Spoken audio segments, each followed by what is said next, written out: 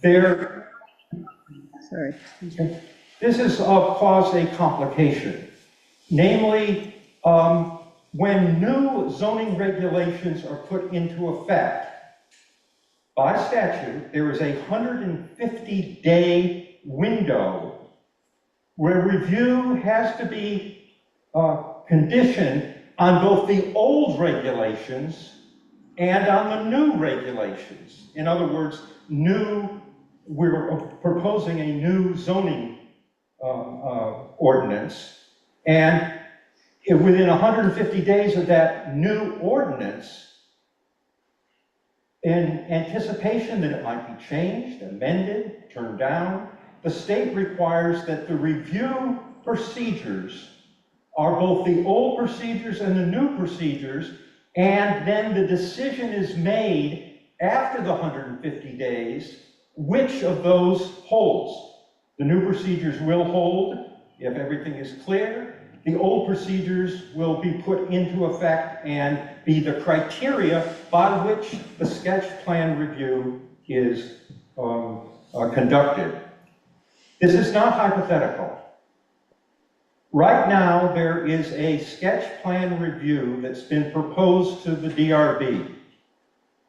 It is unclear if they are following state statute. It's unclear if they're doing the review on the old criteria or the new criteria. And it's unclear when, where the application is for the zoning permit. I would encourage both the Planning Commission, the DRB, and the Select Board look into the matter and make sure that we follow proper procedures in our zoning. Thank you. I have a follow-up question to Will. I was going to do that too. Yeah. So Will, would you like to respond to that? I was just trying to go through chapter 117, title 24. I believe the language says a permit should be reviewed as if the new proposed zoning was in effect. And it is ambiguous because if the zoning is defeated, you'll have a problem.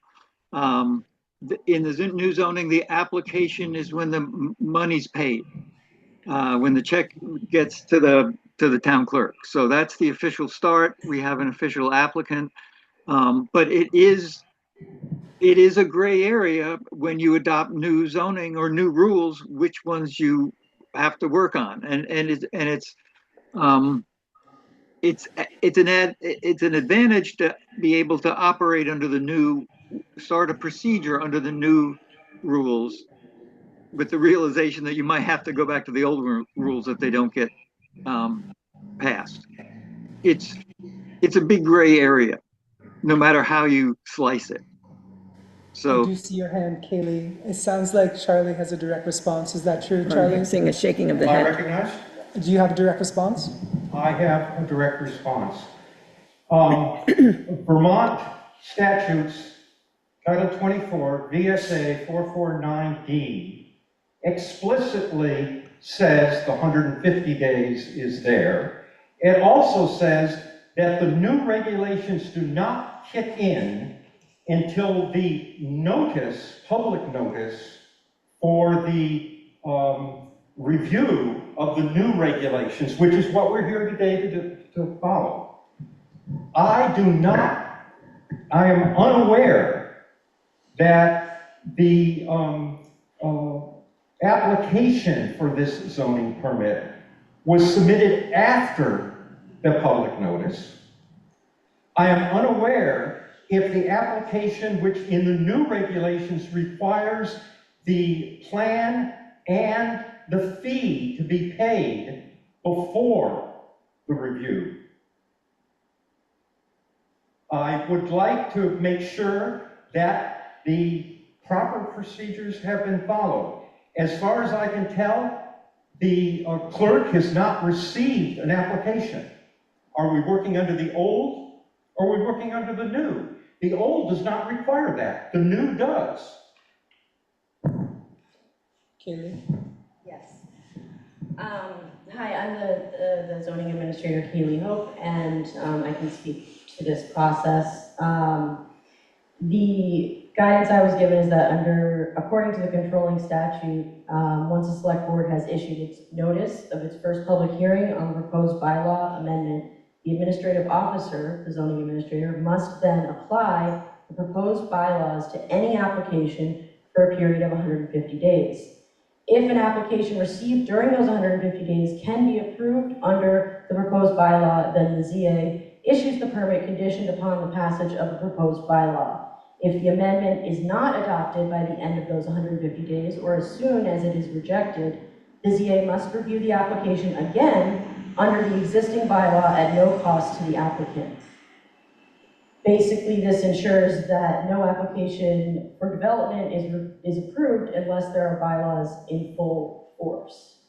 So it's also a little bit confusing the way that the regulations are written, because you have sketch plan review and a subdivision plan application, and then you have sketch plan review and a subdivision plan application. So you can submit for sketch plan review before you submit an official zoning permit application for subdivision plan review.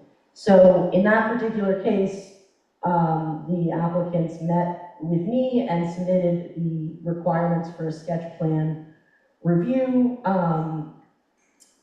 in accordance with when the new regulations were warned, and the guidance I was given was to apply those new regulations. There are documents available at the town office that relate to that sketch plan review application, and the subdivision application will be submitted when the applicants are ready. But those are two different things. Direct response? A direct response, I don't want to debate. I just want to know what the date was that the official public notice was received for the review of the new regulations. I want to be confirmed that no application has been submitted. Maybe documents have, but there's been no submission for the application. And I would like to know what the statute that was just quoted, if it's 24 BSA 449D,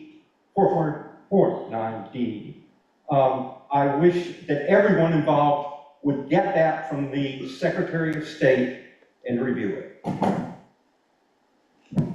Would you consider sending it to us, Charlie? I do not have an official, I have a copy, yes. We can go online and get it. You can go online. We can get it online. Justika Pollock. It's Give me that number again then, Charlie. 24 BSA 449E. Got it. B or D? D is in David. Actually, 449 is the complete explanation of how zoning permits are reviewed. So you might read the whole thing to get a good perspective. Okay. 24 BSA 449? 449D is in David. That's my memory. Yeah, okay, thank Kaylee, you. do you have a direct response? The new regulations were warned on the 5th of August, which was 7 days ahead of the DRB meeting, which allowed for the appropriate time to warn and notify abutters of the sketch plan review. And were there any applications submitted since, to Charlie's question? Since then, or? Maybe I No. misunderstood the question. There's no application. Have you received a zoning application on that project? No, but you can have a sketch plan review without a zoning application. In fact, we had one the month before without a zoning. According to the old regulations. I mean, it is written the same way in the new regulations. It's just that the new regulations allow you to speed up the process if you want to. It doesn't mean you can't have a sketch plan review without a zoning permit. Could somebody please read the new regulations on when sketch plan reviews are submitted? Will, do you have that? I'll get there in a minute. Thank you.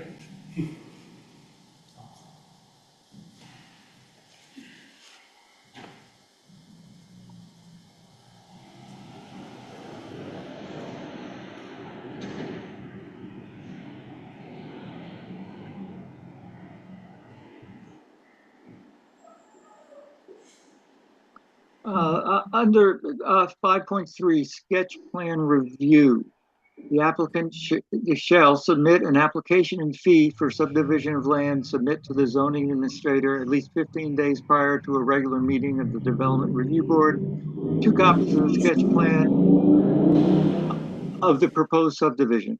It shall include items listed in section 5.7 sketch plan submission requirements. So I'll just go on to the subdivision subdivision plan application section 5.4. The applicant shall submit an application and fee to the zoning administrator for approval of a subdivision plan. The applicant shall contain those items set forth in section 5.8 of the regulations and shall include all evidence of notification of the application submittal and abutting landowners. And Will, is that the proposed Yes, change? That's the proposed change. yes. Kaylee? Yeah, I just would like to state that this is one area of the proposed changes that is a little bit unclear, the way that it's written, because I believe in the existing regulations, there's not a difference really between those two descriptions, but it's not clear because you're saying that they need to submit an application and fee for subdivision of land under the current regulations. That has always been written that way, and it has been a cover letter, at least in the way that I was guided to this, as a cover letter and several other requirements under the sketch plan application, which is section 5.7, not 5.8. The subdivision plan application, it's unclear. It doesn't really adequately, in my view, distinguish between those two things. But historically, the way that we have done this is that you don't, unless you're submitting a subdivision plan application, you don't submit a zoning permit application for a sketch plan. So there is an application, all the documents are posted at the town office. It's not a zoning permit application, it's a sketch plan application. Does that make sense?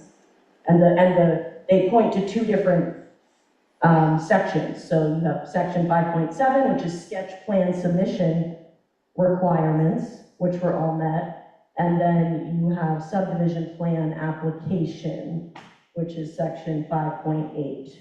And that's where the zoning permit application comes in. Can I ask? I just want to ask a question. So what we're here to do tonight is to hear what the new proposed changes are. It sounds like what we're doing is pointing to particulars in a particular project at this point, which raises what the confusion is. So I wonder about what the process is to gain more clarity, where you're pointing to, Kaylee, to say, this is confusing and maybe we need to go back to get this cleared up before we move forward. And so because I'm new to this process with the town and with the Planning Commission, Will, can you just explain, like, when you bring changes to us, what is that process? If we point to that there is a place where this is a little murky and it needs more clarity, do you go back to the Planning Commission and work on that and then bring it back to us? How does that work? Yes, if there's substantive changes, in other words, if we need to work on this wording a little bit more to make it clear, then you would send it back to the Planning Commission. We would do the work. We would hold another hearing, 15 days warning, and send it back to you. So it sort of goes round and round. Okay.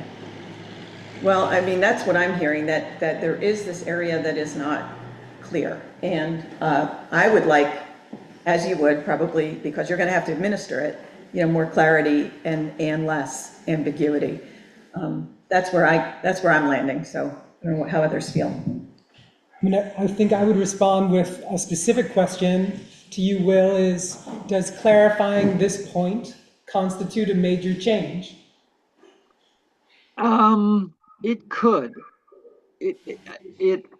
I think the planning commission always had an understanding that in section 5.3, that the applicant shall submit an application and fee for subdivision of land. You know, if we added, you know, the confusion is between the sketch plan and the subdivision plan.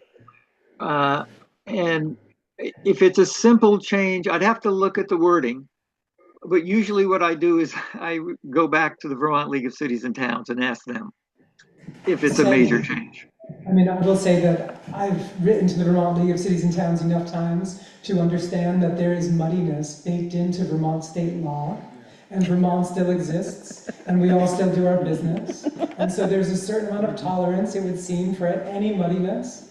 And so, you know, clarifying schemes, there is that where from here, in other words. There's what Karen just proposed about clarifying this, resubmitting notice of a hearing, 15 days and on, and then the next select board meeting we can motion. That's one scheme. Another is, again, no votes are happening tonight. We're going to come back on September 14th is our next regular scheduled meeting. So we can come back and vote it in with muddiness, with the understanding that the planning commission can then make a potentially minor change to clarify that, or if it's discovered that it really is a major change and we need another hearing beyond that, that is still another scheme that we are here looking at. I see a question from Peter Youngbear. Well, and I appreciate, I know I've asked you on procedures here multiple times. My understanding is that if this were a minor amendment, the select board can do that when we vote. But hearing your response to the question that this might be major, I would err on the side of caution and ask you guys to do that. My procedural question is, can we ask you to do that tonight, or do we have to wait until our next meeting? No, you can, this is the time to ask and hear the public input on the document, and the select board can make the decision to say, let's make it clear. Certainly from just an operational point of view, the clarity in the document is what is needed, because if it's hard to cipher out, we should fix that. Now, we might be able to fix that with a very simple change of wording, because the intent is there. But I think we need to just go back and look at the language specifically and find which words need to be changed, so it's absolutely clear to anybody reading it what the procedure is. See, Kaylee? Yeah, I think that whether or not it's like a significant change or not, the way that I see the issue is when the zoning permit application is required to be submitted.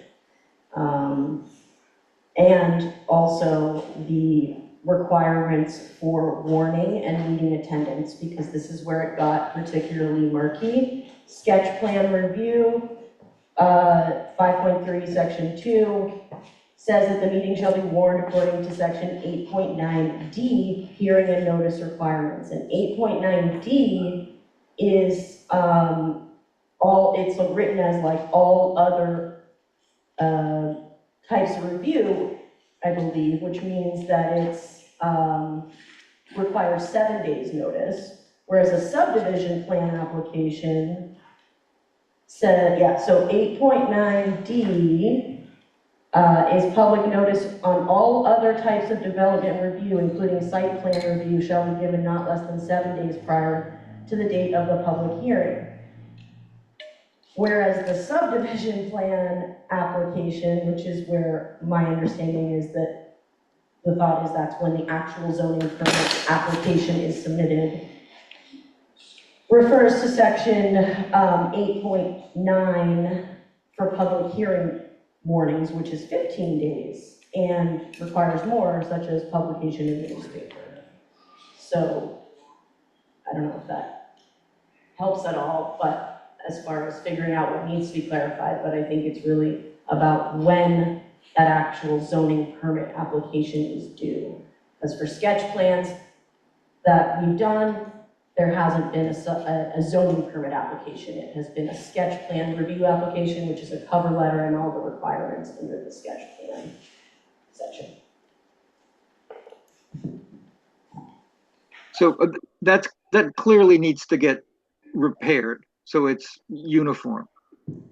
Okay. And So the then question, the question then, Will, is do we schedule another zoning hearing in the 3 weeks that it's going to be until our next meeting for the resubmittal of these proposed zoning amendments?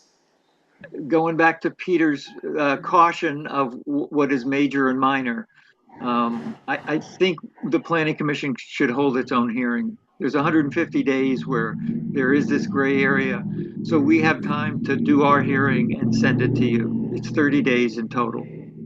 Okay, so we're gonna press pause on this. Y'all are still working on it? Yep, And I think, this is gonna come back to our table right, right. in a couple of months or so. Well, no, we want to do it sooner than that because I think it's a pretty simple thing to adjust some wording.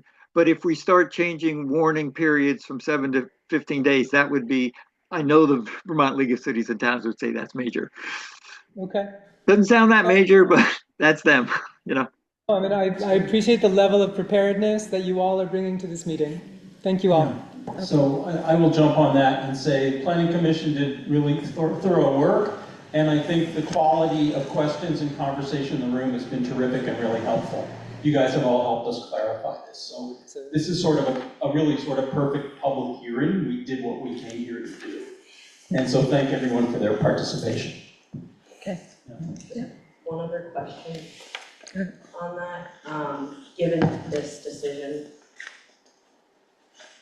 Are the new regulations, since they have been warned and we're in the 150-day period, is that what I'm supposed to be reviewing all applications under right now? Because that's what we started this discussion clarifying. It's my thought that they are still that those are the regulations to work under, and this is a minor adjustment to those regulations. Once again, we can go to Vermont League of Cities and Towns and see what they say. Okay.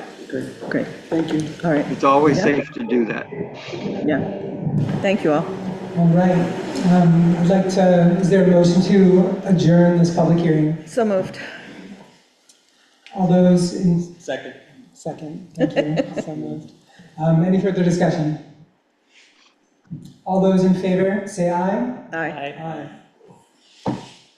So ends the public hearing, and so begins the select board meeting. My name is Francis Rose Biondo. I'm the vice chair of the select board and facilitating this meeting tonight.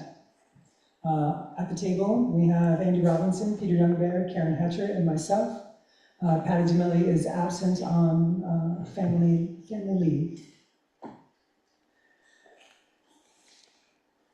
Are there any changes to the agenda? I do have one. Please. Yeah. I'd like to add a discussion about a recent FEMA audit letter that we got and some proposal to get some additional help pulling that together.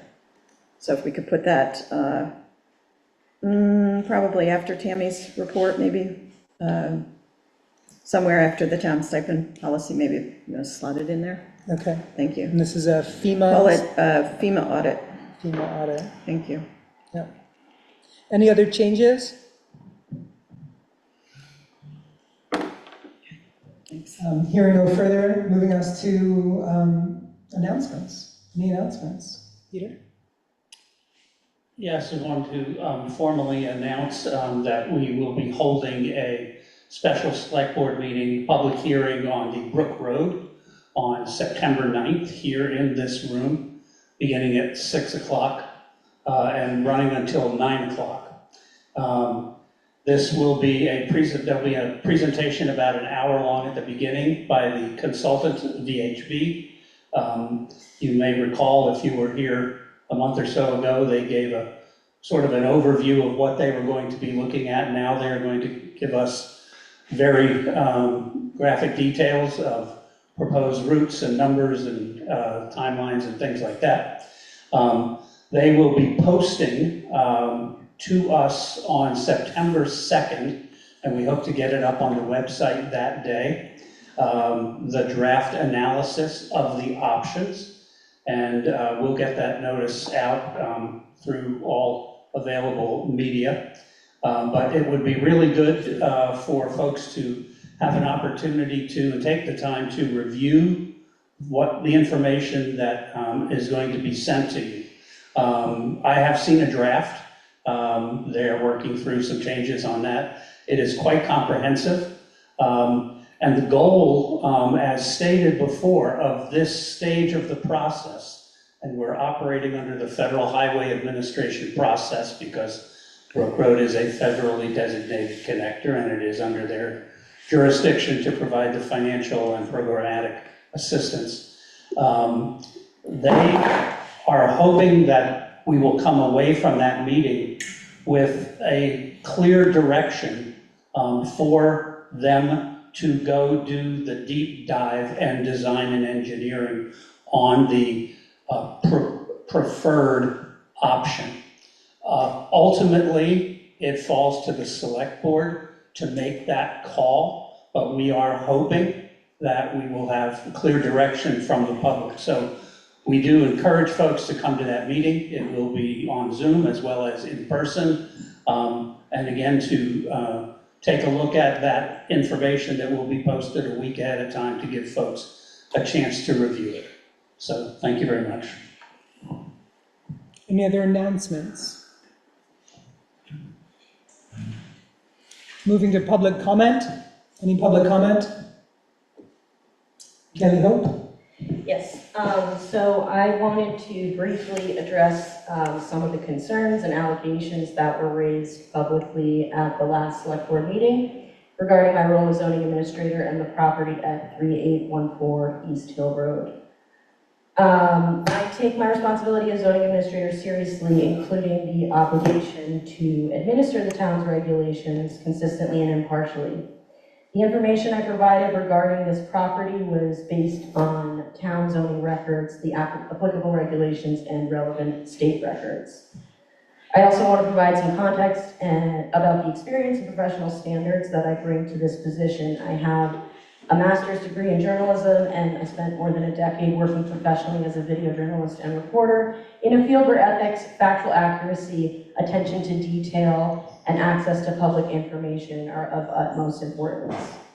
The position of zoning administrator is uniquely challenging because it requires us to read the regulations as written, even when the answer may not be the one someone wants to hear. A difficult or unwelcome answer does not give the ZA discretion to disregard an applicable regulation or withhold factual information contained in the public record. That obligation does not disappear simply because a property happens to be near the zoning administrator's own property. And in a small town, municipal officials inevitably encounter matters involving neighbors, acquaintances, and people they know. If the zoning administrator declined to identify an applicable regulation or overlooked an existing permitting issue out of fear of criticism, threats, or allegations of bias, neighboring property owners would effectively receive different treatment from everyone else in town. That would be neither fair nor ethical. Where a genuine conflict requires recusal is the appropriate mechanisms. Selectively overlooking regulations is not. There are also established avenues for people who disagree with an act or a decision of the zoning administrator.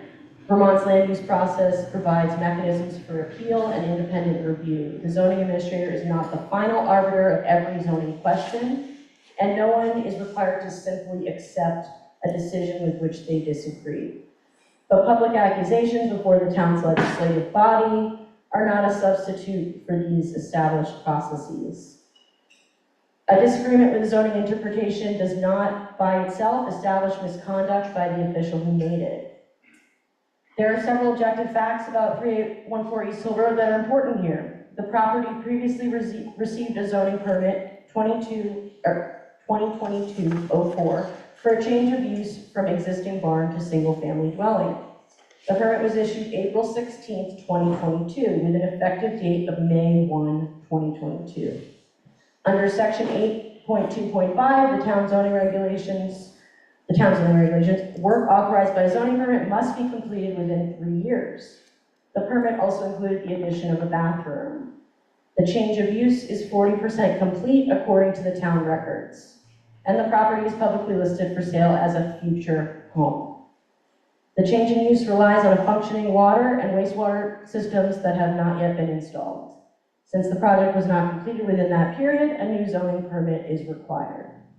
There's also a state mapped Class 2 wetland in this area, estimated by the state to be approximately 40 acres, which is contiguous across East Hill Road.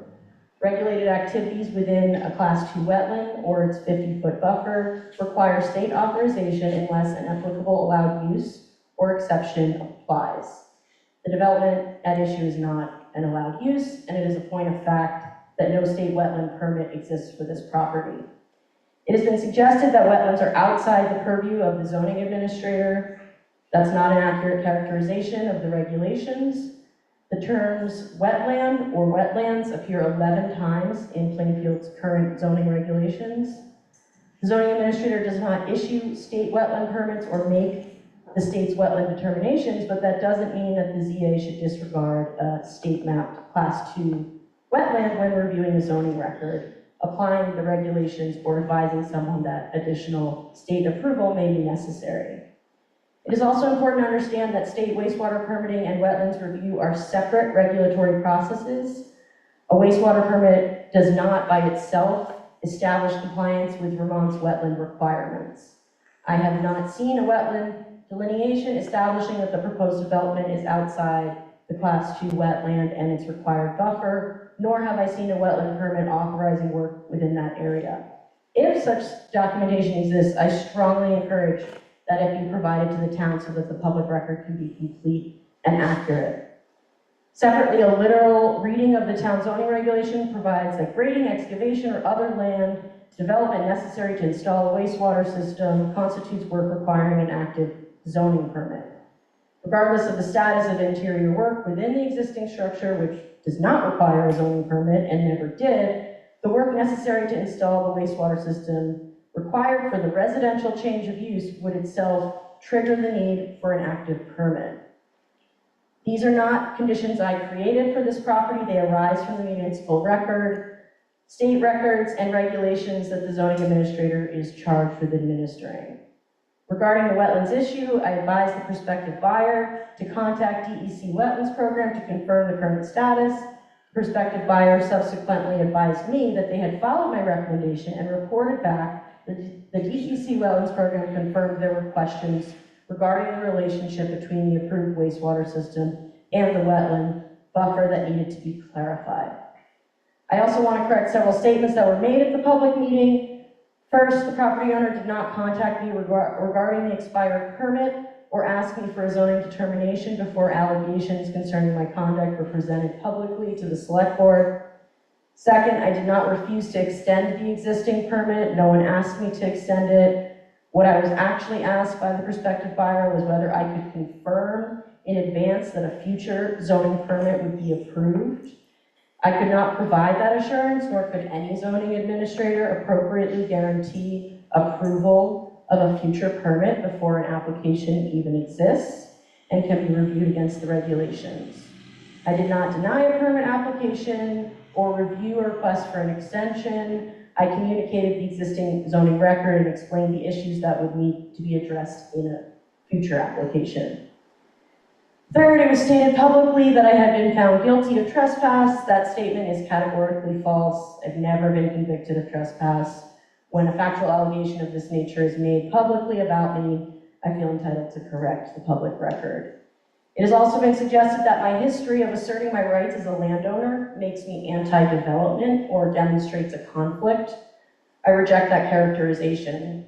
Property owners have the right to review records, raise concerns, participate in hearings, assert adjoining landowner rights, and pursue available appeals. Exercising those rights through appropriate processes does not in and of itself establish a conflict or constitute opposition to development. In fact, participating in land use processes as a property owner has given me firsthand experience with how these processes affect people on all sides. Being supportive of development does not mean disregarding regulations when they're inconvenient, just as applying regulations does not make someone anti-development. Appropriate development and consistent regulation are not opposing principles.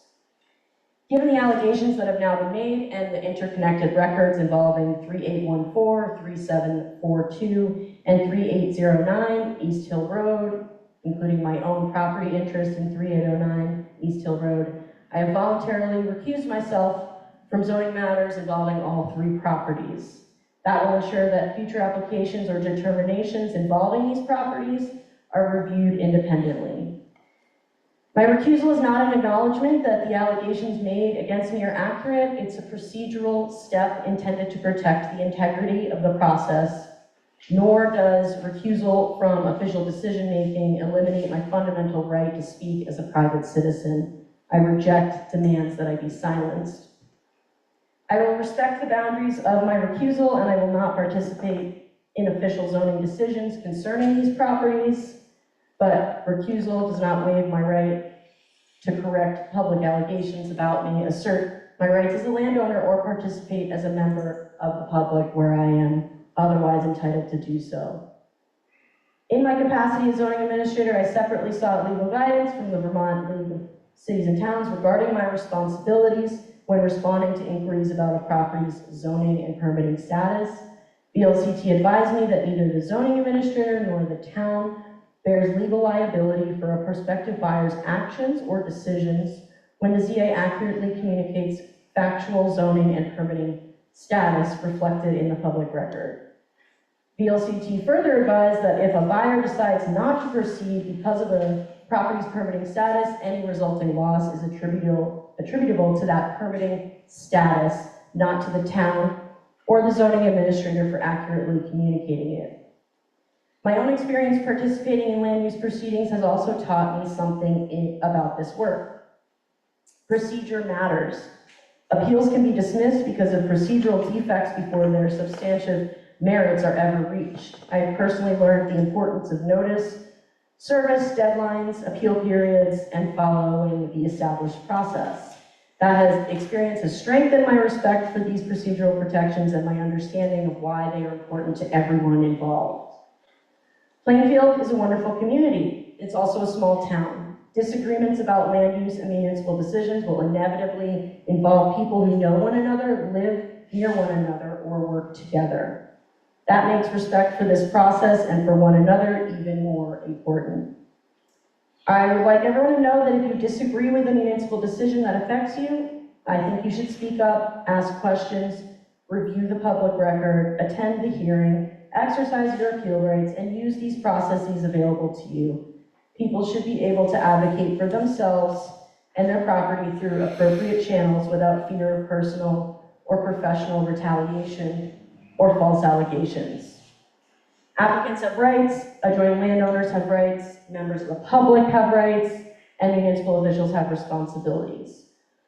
While we might not always agree and the regulations will not always produce the answer someone hoped for, disagreement is not misconduct and exercising your rights is not wrongdoing. The recent transition between the former zoning administrator and me demonstrates what that can look like in practice. During her tenure, I exercised my rights as a landowner through established land use processes when I believed my interests were affected. Despite that history, she and I were able to execute a successful, smooth, and professional transition of the zoning administrator's responsibilities. There was no contradiction between those two things. Those of us who work in land use and planning understand that participation in these processes is not inherently hostile to municipal officials, development, or affected neighbors. It is how the system is designed to function. A person's appropriate use of those processes should not be treated as a personal attack and disagreement over a land use matter should not prevent neighbors from being neighborly or prevent people from continuing to work together respectfully and objectively. Thank you for your time. Okay, thank you. Any other public comments?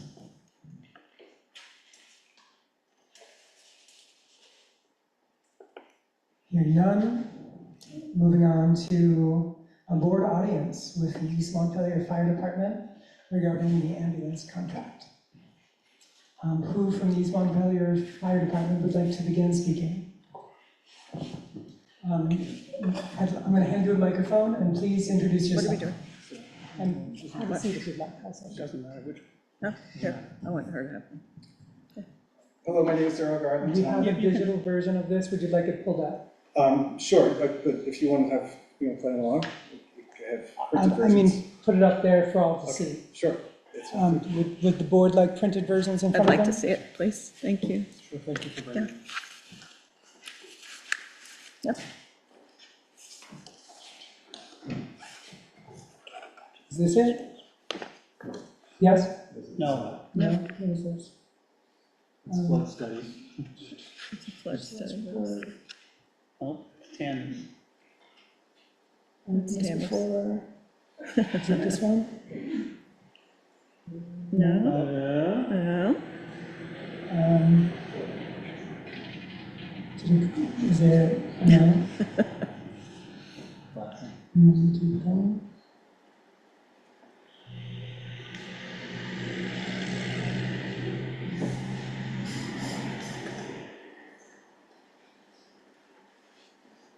This, yeah, probably. Yeah, there you go. Thank you. okay. I'm gonna share this with Zoom. Give me a moment.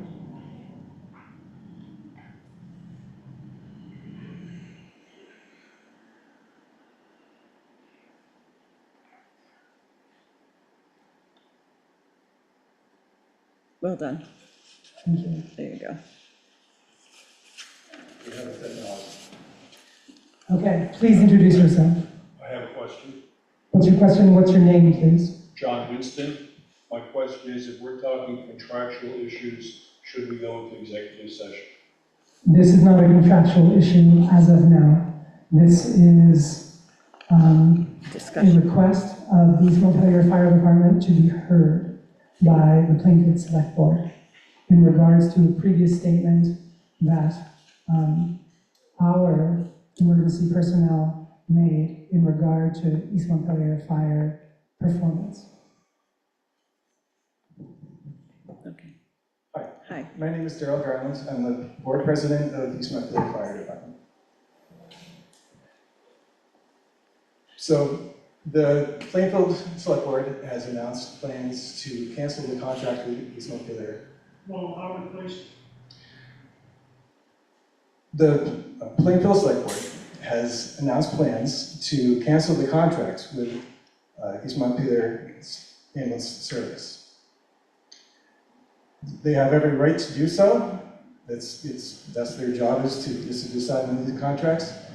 But we feel that the board should consider more than just the rumors and stories that they've heard about the department, but actually look at some of the numbers. So I haven't had a chance to preview the materials, but we can go through them. Is this the page you want me to start at, or shall I proceed? You can proceed. So the first narrative that was expressed in the previous meeting was that East Montpelier has lost all their experienced EMS providers, and morale and leadership are abysmal. I would counter that with some actual facts. We currently have 46 licensed EMS providers, and that's licensed through the district, through the state. The 28% of those are at the advanced EMT or the paramedic license level.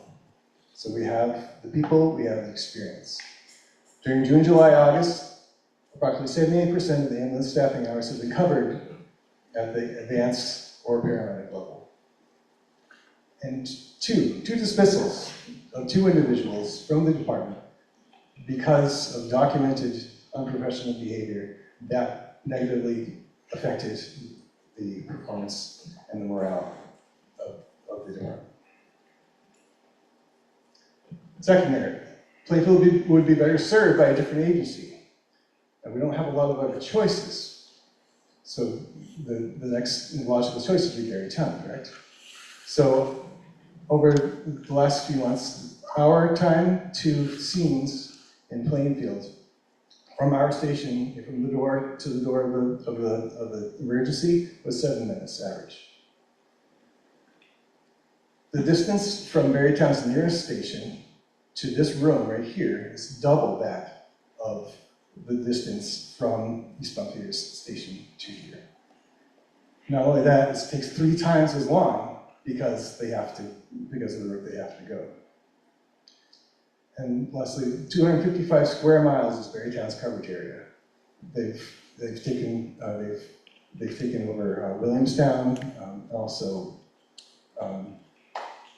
what's the other? Brookfield, correct, and they are stretched. And what's y'all's coverage area? It is East Montpelier, Calais, Plainfield, Marshfield. That is our official coverage area. I don't know the square miles, but it's our neighbors. And that table just kind of shows you the different stations that Berrytown ambulance has and how long it would take them to get to where we're sitting right now. Whereas it's 5 minutes for East Montpelier ambulance. Next page. The cost of these services is unreasonable. Giant hikes and things like that. The fact is that per capita, Plainfield pays half of what East Montpelier does, and it's much less than the other towns as well. Williamstown, working with Berrytown now, pays 65 per capita, whereas if you look at the table below, Plainfield pays 51. And then, so in terms of the contribution of Plainfield to the East Montpelier Fire Department's ambulance budget, it's 13% of that grand number. Whereas 23% of the calls for the ambulance come from Plainfield. So it's a good bargain in that way. Great. I'm just looking at this table myself. Please stop me with any questions.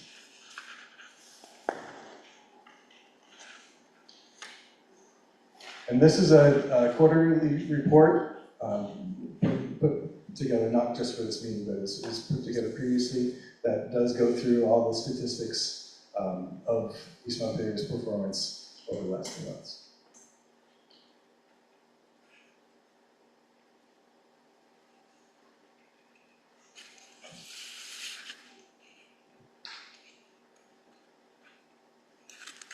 Do you want to speak any words to this, or just? Sure. This is really just kind of reiterating some of the numbers up top. The ALS coverage, that's the advanced life support coverage, for those 3 months, 83%, 74%, 76%. And down below you see the breakdown and the certification of the licensed providers. Some news coming up. We do have 2 AEMTs, advanced EMTs that are enrolled in the paramedic licensing program, and we have 4 basics that are moving up to advanced. So our people are making progress as well.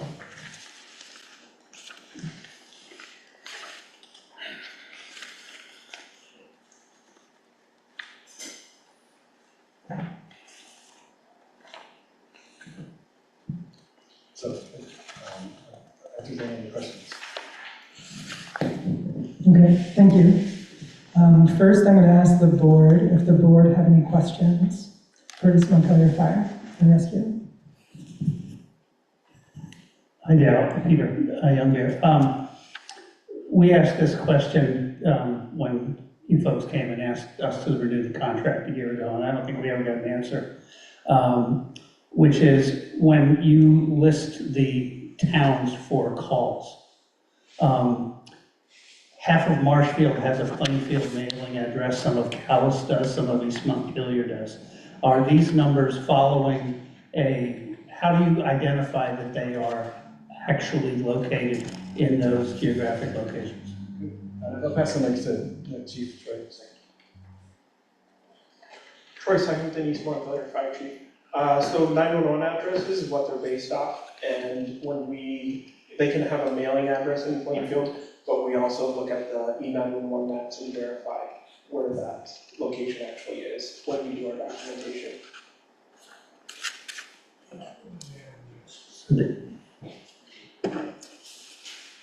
Is there a question? No, they were clarifying.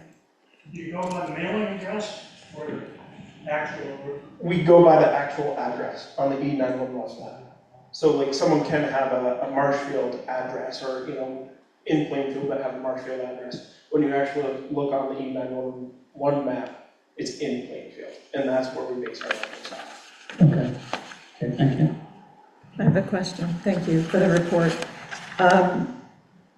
So this might be sensitive, but the information that we got about turnover, leadership, had nothing really to do with numbers, had to do with staff, had to do with the culture. So I'm really curious about what's changed. Has there been a problem? Has it been corrected? Because rumors don't start for no reason. So I'm just going to ask you direct, like, what's going on, and is it better? What steps have been taken? Because that's, I think, more important to me than this at this point. Okay? Thanks. Troy Singleton again. So every year, annually, the fire chief is elected based on the membership, and I was elected in May of this year. There was a head of service change in December of 2025, and that person has stepped down, which was a point of contention with some folks. So that person has stepped down, and I've taken over as the head of service. And that is just a point person for the district or the state to contact. I have verified that that is okay with the district and along with the medical advisor. So we're moving forward with that position, and then internally someone will take over ordering supplies and that sort of thing. But there has been leadership change, and that is based on the membership. So just some history. I've been in the fire service since 2005. Currently Fire 2 certified. I work for the state professionally, manage $1 million budget plus with contracts and that sort of thing. So.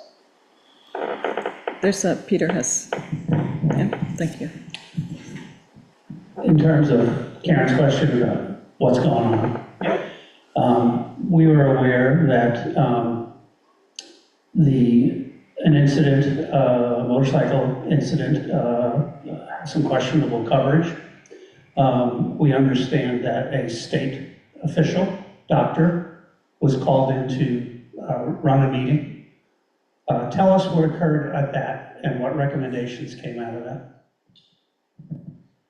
So the district medical advisor found no protocol violation, and there's an official document stating that.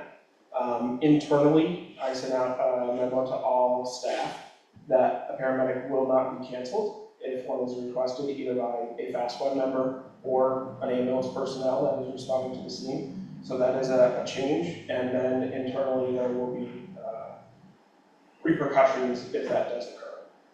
So that has been rectified, and that if that does happen in the future, there will be disciplinary action. Okay, thank you for that. An unrelated question. I had a call from one of the select board members in East Montpelier the other day. We had a discussion. My understanding is that the fire department is a joint venture of the two towns, Calais and East Montpelier. My understanding also is that the money that we send you does not go to support the operations of this service, but rather goes into essentially a sinking fund, an asset management fund for the replacement of equipment. Would you speak to that? I'm Tom Brazier, I'm Take the microphone, Please, Tom. please. Mike, Tom. Good to see you, Tom. Haven't seen you in a long time. I'm Tom Brazier. I'm here representing the East Montpelier Select Board. We felt that it was necessary to have somebody from the Select Board speak. So your statement is absolutely false. So the money that comes in actually goes to the operating budgets. And where any of the capital expenditures come out of is out of animals revenue from insurance. So we have quarterly meetings with the fire department, and we have a very good handle on that piece of it. We also were concerned about some issues that happened earlier this year, including the one you just spoke about. And so we are in the process of hiring an independent consultant in joint with East Montpelier Select Board, Calais Select Board, and the fire department, and to go over operating procedures and make any suggestions for quality performance going forward, so that those types of things hopefully won't ever happen again. And I personally feel, as our select board does, that we're too small in the area to just give up on each other. It's important, I think, that we all stick together, and I'd like to see the towns work closer together, even on like buying town trucks together, stuff like that, so we can save money. I'm sure your budget is just like ours, real tight. And anyway, that's what they wanted me to convey. Thank you, Tom. And then I want to thank Carl Edmeyer, your colleague who I spoke with the other day as well. I was given a document that showed the money's going into an equipment fund, not operating budget. So I would question where that document came from, but that's what was given to us a while back. That sounds like something that came from one of the disgruntled employees, maybe. I don't know that. One of the things, just speaking in terms of budgets, our taxpayers are concerned because the contract that we signed a year ago shows roughly 18% increase in the budget each of 3 successive years. So that compounds. And that's a pretty frightening number, given the other things going on in Plainfield that money has. And so we were looking to other sources this past year. Given the other situations that occurred, we were asked by our fire chief, and we did send a letter exercising our rights under the contract, which requires that we give 12 months notice of any intent to leave. Essentially, that gives us 12 months to work this out. I would speak personally that I'm, interested in, potential cost sharing arrangements and stuff like that. The state has something for towns and municipalities to share. Goes way back decades. When Senator Edgar May chaired the Senate Appropriations Committee, we set up something called Grader Aid, Grader, and it was for towns to pool their money together to purchase heavy equipment for their road crews and the like. So I think there's some potential there that could be explored. We are not yet into our budget building season this coming year, but we do have capital assets and loans to pay those down and stuff. And so that's an appropriate question to ask. So I would also point out in the map that you gave us about the times and mileage to this particular building, I would note that this particular building is in the far northwest corner of the town of Plainfield. I personally live 4 miles up East Hill Road, and my time from the East Barry Fire Station and the East Montpelier Fire Station are just about the same. And people who live further out than me might actually benefit from Barrytown that way. So that's a little bit of you know, I just looked at that map and said, okay, that's a little weird, but. Okay. Did you have some? No, this way? Thank you. Next, I would like to open the conversation to clarifying questions from Plainfield's Emergency and Fire. There's a microphone in the audience already. Somewhere? There's a microphone there. Who's got the mic? Oh, there it is. Thank you. Hello. So my name is Stuart Hancock. I run EMS for Plainfield.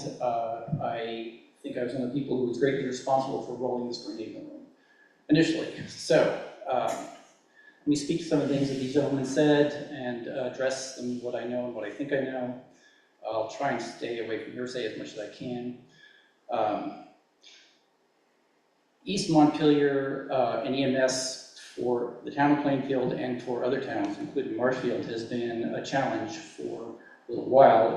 I'm told that this has been an up and down sort of enterprise for some years, so obviously everybody waxes and wanes depending on level of talent and all sorts of other stuff.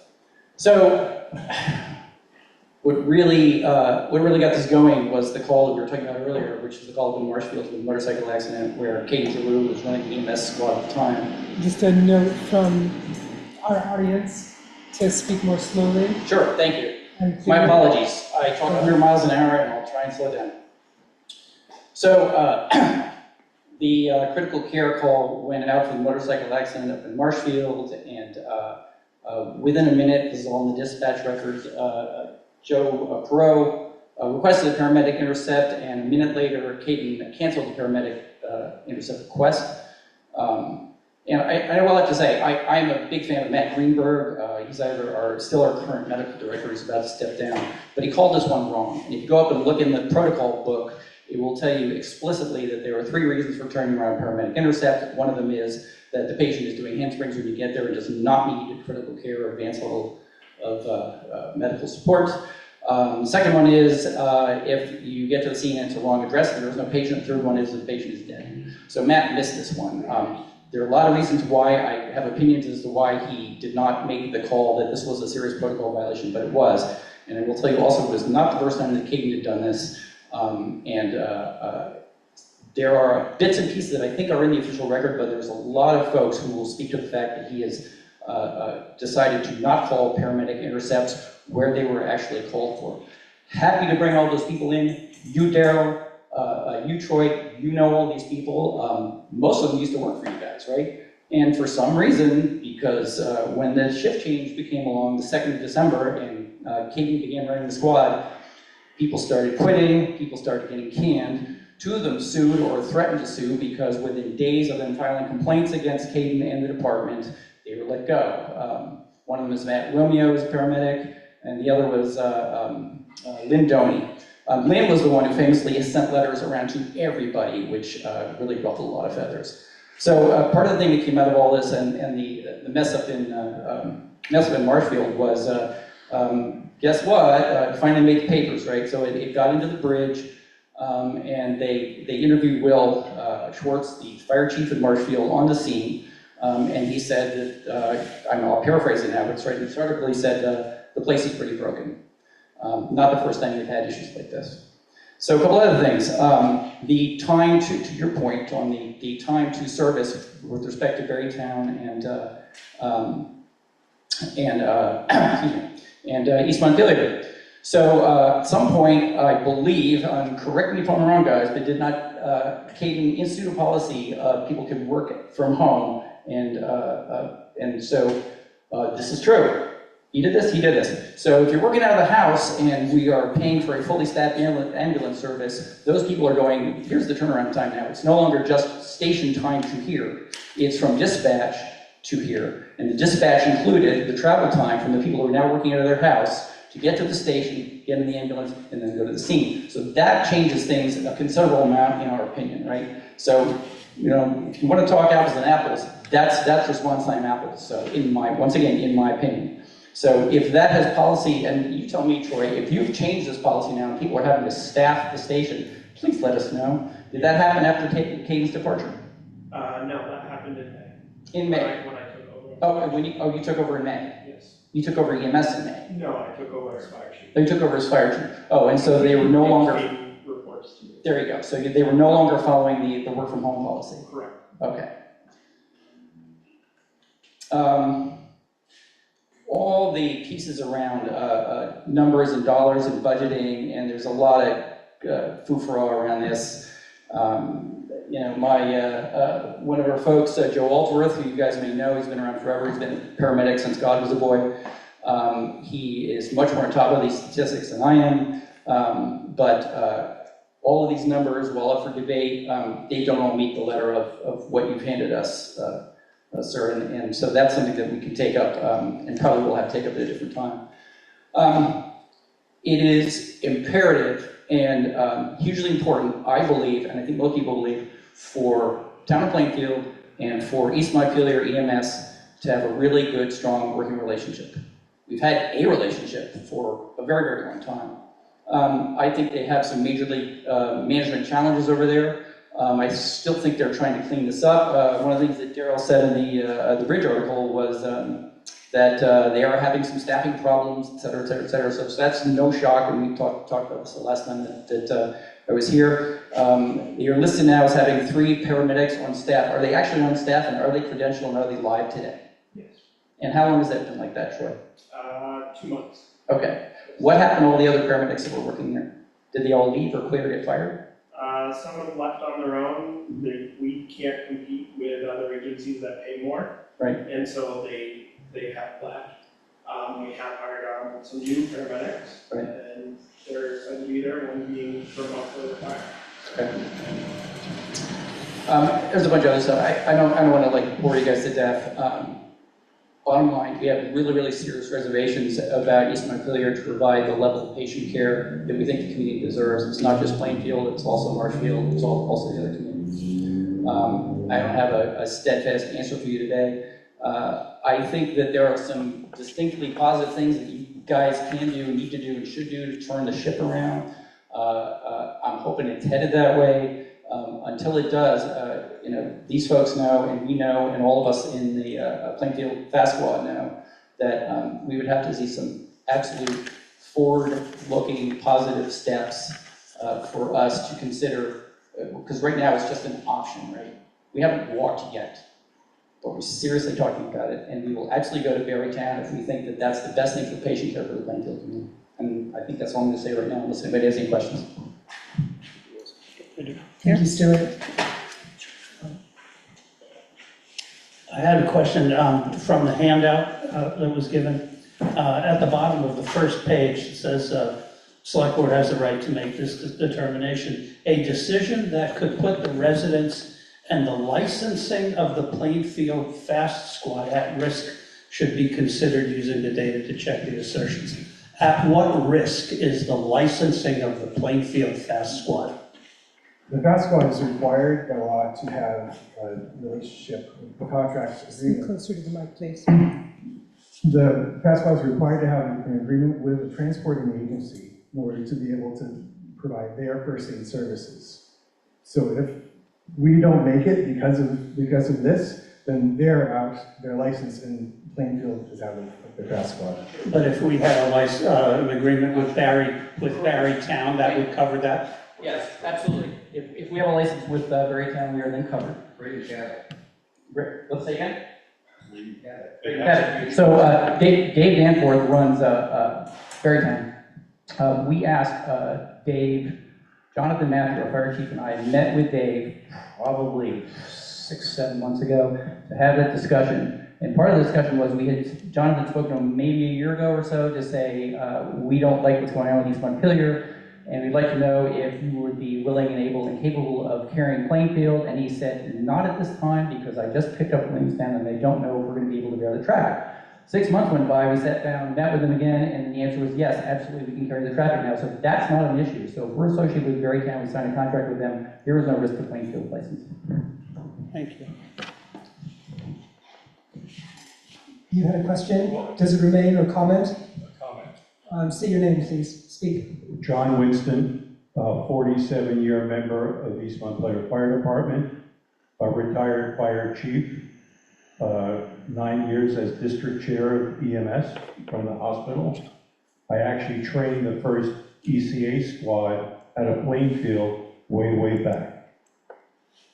Some of what you heard are half-truths. Some of what you heard are truths. The fact of the matter is, and Gary would know this as a retired chief, Brazier would know it, I know it, there are ups and downs within fire services. We are largely volunteer organizations. There are ebbs and flows in personnel, there are ebbs and flows in training protocol, and we do our best. And we continue to do our best. I think that it's a disservice to the East Montpelier Fire Department to have been put on the carpet and to have our integrity questioned, our authenticity questioned, and have our personnel questioned. Okay, Francis Rose, thank you. So what I'm wondering about is what the process is for having conversation this year with East Montpelier about whether we stay or not, what has to be improved, right? So what I want to understand is what does that process look like? And what the role of this board, and you're our liaison to emergency, yes? Francis Rose also. And Francis Rose, right? So I'd like for us to move us into a process where we're going to see if we can make something work, right? Our relationship is fractured. We need to, before we get divorced, let's figure out if we can reconcile, right? And what does that look like? So do you guys have thoughts on that? There's a hand. One moment. Yeah, underscoring, maybe echoing what Karen is saying here. We are locked in to a contract with East Montpelier Fire for another significant number of months. There's clearly a lot of attention on the performance of East Montpelier Fire. There is little way to disguise bad service. Bad service is going to be noted by the people scrupulously paying attention to y'all's service right now. I hear you that it is variable over seasons, variable over years, variable over personnel. We are indeed neighbors. We would love to get along, truly. Annie and I are the liaisons to public safety for Plainfield Select Board. We are your point people. Be in touch. No decisions are being made today. We're here to hear. And there's been, just transparently, there's been accusation against this board of lack of transparency. And so for this conversation to happen behind closed doors only feeds our critics, who are also loud and also vocal and just not here tonight. They're here in spirit. We got a break.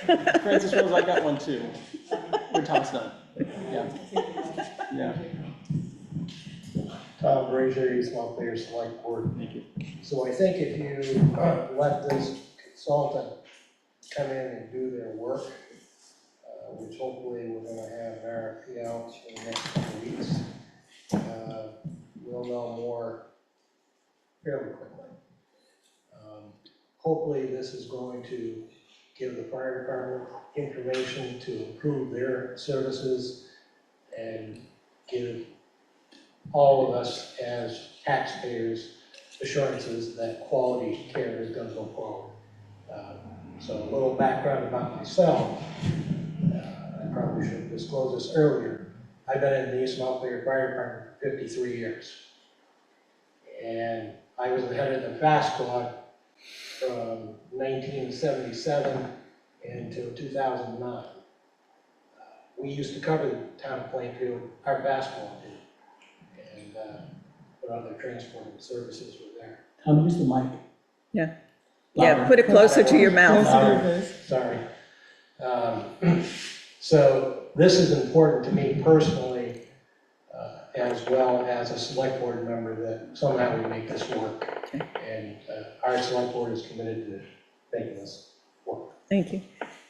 All right. So first of all, I'm looking around the room, and a shout out to Troy for being the only fire person in the room without gray hair. Oh, no, it's there. I see it. So, I mean, I think there's also a demographic issue here that maybe we're not talking about, maybe it's just who's in the room and who isn't, but I would put that on the side. What occurs to me, if we go forward, and I may get chewed on by my own select board on this, maybe if we continue the contract, there is a governance role for Plainfield, like we get a seat on the East Montpelier fire board, to help oversee our engagement and our needs and our interests in this process. So if we're going forward, that may be a negotiating point. It's like maybe we're in the room when some of these decisions are made. So we're not simply a customer, we're also a co-owner or a co-leader in that process. So I would throw that as an idea that we can talk about going forward in the coming months. I just have a follow-up for Tom. Tom, can I follow up with you? They're talking to each other. Tom, hello? Hey, over here. Question, engaging the consultant, is the plan to have that consultant also speak with the folks here in Plainfield about their experience? Are we getting looped in? Because I think that would be really important. I'm sure that is part of the RFP. John can speak better to that, he was part of the RFP. It is made up of 3 members, 1 select board person from Calais, 1 from East Montpelier, and myself as a board member from East Montpelier. It is the intent to have those conversations with all the towns we serve. Okay, thank you. And would you pass the mic, please, to this gentleman? Can you state your name to the record? Yes, my name's Joseph Fallsworth. I've been in emergency services for almost 40 years. I've serviced 3rd Service EMS. I was the deputy fire chief for the city of Erie for 19 years. I serviced East Montpelier, Plainfield, Calais, responded directly. I was the past district chair for many years in District 6. And I think I urge everybody to respond, don't react. I think it's very important that we sit down and be transparent. I'm here just advising Plainfield. That's it. They asked me to come in, they asked me to sit down and just to listen. But I also, part of me says, okay, listen, everybody needs to sit down, be transparent, and discuss this.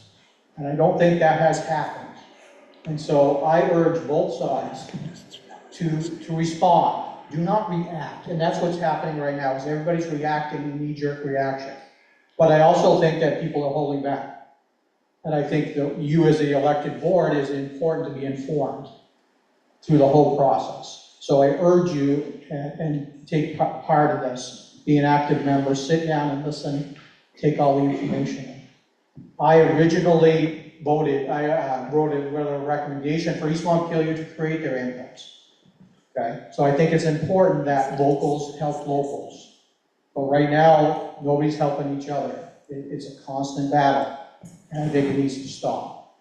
So as going forward, I think it's just important. I urge you folks to tap the brakes a little bit here, talk through your differences, and really get a good product in the end, because I don't think it's productive. And I'm speaking globally. I'm speaking as a former district chair.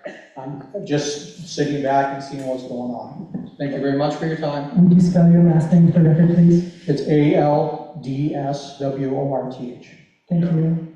Can you speak to the meeting that I tried to put together of the area fire chiefs for the departments that we serve, and the unsuccessful cooperation or willingness to meet?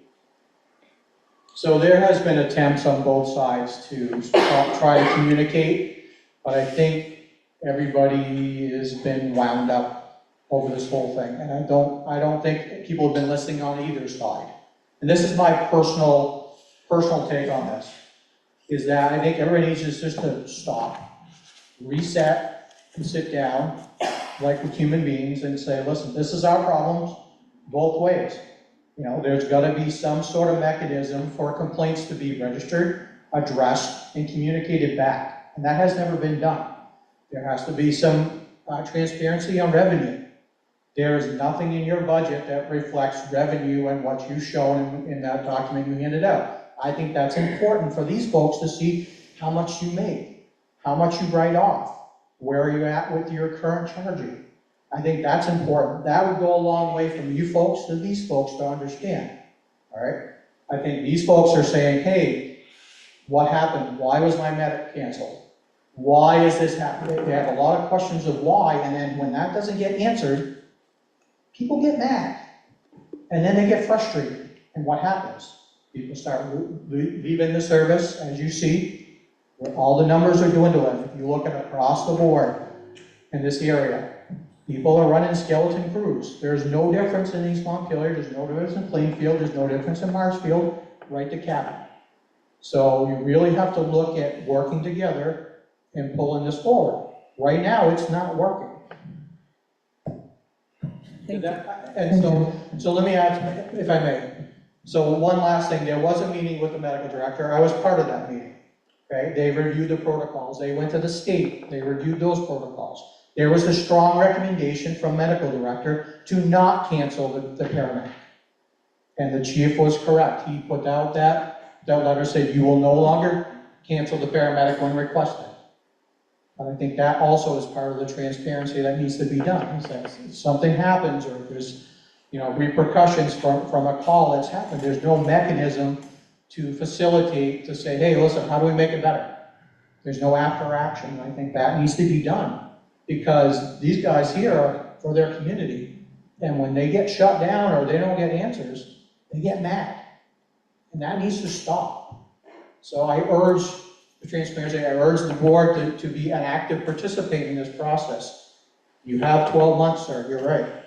You put the notice out that you're not happy and this is what we need to work on. So I urge that. Thank you. Oops. Oh. You recognizing Gary? Gary. Huh? Gary Graves. First off, we can't afford to be partners with them. Their fire department and ambulance are set up way different than ours. The town actually is their customer too, and Calais and East Montpelier are paying for their new fire stations and all that stuff, and we can't afford to do that. But there have been issues for years. When I first took over chief, there was animosity between East Montpelier and Plainfield. I worked with John Winston, Lester Toby, Mike Guerin, and we all worked, they were all three chiefs of East Montpelier. We worked really hard to get relations going between the departments to make things better for everyone. And hate to see anything happen to that, but like Joe was just saying, everyone needs to talk. You can't, like when I took over from Greg, when he got done, there were some issues that came up. I went right to East Montpelier and talked to Albert, and we straightened things out, and that's what people got to do. You can't just sit back and be mad. Go to it, and then if things can't get done, then you look at something else. Thank you, Gary. We're going to call this conversation here for what this was supposed to have been. It has been. I'm seeing Joe. One more comment. Joe, make it short, please.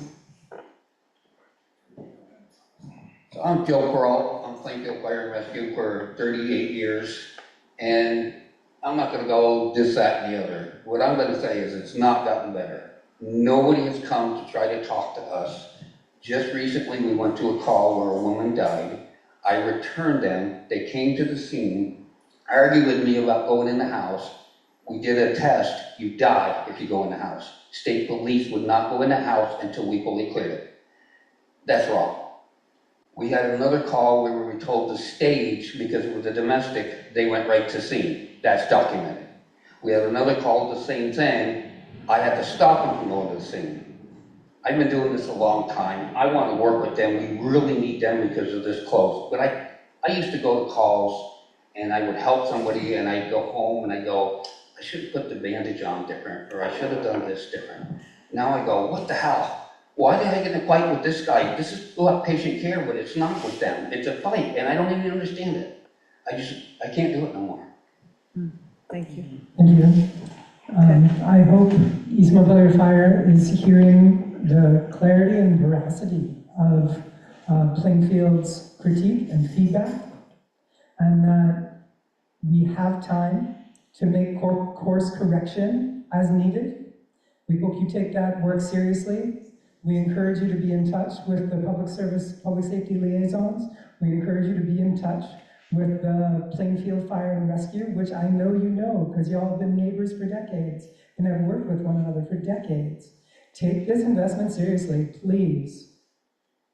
We're over time here, is why I'm calling it. Can you just state who the liaisons are again? My name is Francis Rose Subiondo. I'm the vice chair of the select board, and at the other end of the table is Andy Robinson. Okay, move us on. That's good. Thank you all for showing up. Thank you all for your service to the public, to town, to people who you don't even know, and to people you do. Good evening, good night. Any further conversation I'm going to ask to happen downstairs in the lobby rather than in this room. Good night. You're welcome. Okay, moving on. Town Treasurer's Report with Tammy Martell. You're up. I'm getting a mic. Have a seat up front if you like. There's a microphone. I'll pull up your presentation. Thanks, guys. Thank you. Okay, next. Mission accomplished. Today. One moment, Wait a minute. One moment. Hang on, we're going to bring you up. Got a transition. Yeah, give us a minute. Everybody take a breath. Yeah, how about I could that? use one. Okay. Okay. It was up a minute ago. Town government's fun, isn't it? Here we go. Oh, nice. Okay. Treasurer's Outlook. With Tammy Martell. Thanks, Jamie, for your help. Do we have any walk-up music to introduce you? No. The one thing I want to talk about right now is an overview of our property taxes that we just had. So the first paragraph. All right. Yeah. The first section. You can't move your hand with the mic in it. The first section is how much was billed out to all the taxpayers. And you see, payment 1 is municipal tax. Payments 2 and 3 are for education. Now, with that in mind, in one of the slides coming up, I'll show you what our expected debts are. And one of them is the payment to the school for payments 2 and 3. So you see it's 1.1 million, 1.172. So we're keeping that on the radar. The second paragraph, or second row, is what was paid. So you notice payment 1, look at that. We have very minimal delinquent payments.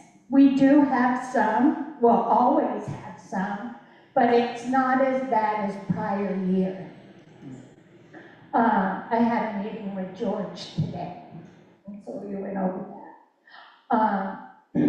Now, seeing column, payments 2 and 3, we did have some taxpayers who paid for the whole year.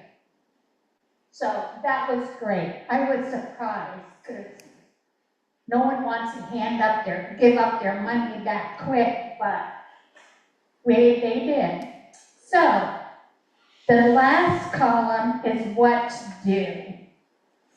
So there is a credit there. I have to investigate that credit because I don't know how that arrived or how it came about.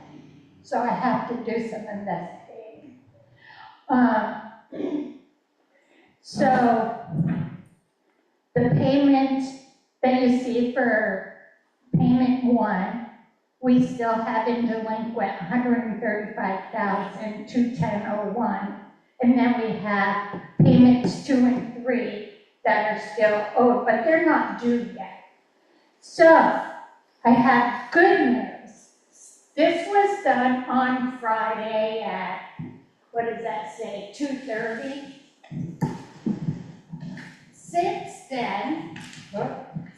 then, and today, that $118,572 is now down to $102,826 that's delinquent.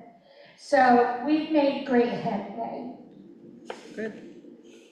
According to our finance consultant, they said that this was very, very good. A lot of towns are struggling. A lot of people don't have the money to pay their tax. Okay, good news. So, I did a boo-boo. I sent you guys the balance sheet, which it doesn't have a lot of the budget stuff in there. But a few things I wanted to mention that was on the budget sheet, on the balance sheet that stuck out was the short-term borrowing of $200,000 for the paving of Main Street. We did receive the money from the bank, but we're not sure at this point if we're gonna pay the bank back, we're gonna get a loan, or if we're gonna pay the paving company in the bank. So, and then it goes on to the. I'm confused, wait. Yeah. Say that again. Wait, we have to pay the paving company, yes? They're paid. We do. They've been paid already. You want to No. clarify? The paving company hasn't been paid yet. They're in this payable run. Oh, we're in Okay, this all right. paper one, right. Yes. So All right. we did settle for the damage to the Yes. drain pipe. Yes. Yeah, okay. The drain pipe. That's the damage credit was there. $25,892, so we are going to issue them a check for $195. But to go back to your top line there. Yep. So we did borrow a bond anticipation note from the bank. The question is, will we have to turn that into a bond Right, this fall? Or will we have the cash on hand to pay it. to pay it back without having to further borrow? Right, Right, And we won't know that yet until the audit's complete. right, Okay. yeah. thank you. Oops, Was that it? I had. nope, hang on, you popped out, just a second. Okay. So, Sullivan and Powers is performing the professional audits for 2025 and 2026. The state of Vermont is going to perform a 2024 financial monitoring for the Yeah. grant audit area. FEMA, that's for FEMA, FEMA. yeah. Yeah. So, and that's normal for the size of that grant. I think it was 1.5. Million, yeah. So, anyway, a lot of our numbers are gonna change. Because when the audits go through all the books, they're gonna decide if some stuff was missed, some stuff needs to be reclassified. And so, So Tammy, what's the schedule or calendar for these various audits being completed? Do you know what the deadlines are? nope. Okay. Nope. I know they're working on 25. They asked me for all the bank recs for 26. I know for 2025, they were looking for some loan documents. And I believe I found them, but I had to get them from the bank. So I have downloaded them or uploaded them to them. So hopefully they can get rolling with that. So is the, let me, Mike, please. So the way we've talked about this is that we're expecting that we should have these done in time to work on the budgets, the budget in the next cycle, right? So the idea here is that we have solid numbers coming out of the audits so that we know what our cash position is and what our assets and liabilities are before we start the budgeting process. And that's that's our goal, and that's what we're on track, we think, at this point, Yeah. to get to, right? Right. Okay. I mean, worst case scenario, we know what our budgets are for 26, 27. That's in the system as far as expenses go. Right. But we need to look at everything because the year before was kind of different. But, okay. So here we go. Here are the loans. The Vermont Bond Bank, we owe them $1 million. And we have a payment coming up, 9/1, of $6,500. And then in March 2027, and every March after that, our payments are going to be $167,830. And just to clarify this is money we borrowed at the beginning of the flooding to have cash flow to be able to do repair work. Yeah. Now, upcoming, the water department possibly, for their water infrastructure, might be getting a state revolving loan fund, which is another $700,000. But I heard it may not happen. They may have enough money where they don't need to borrow as much. So, but these are just scenarios coming up that we need to look at. Okay.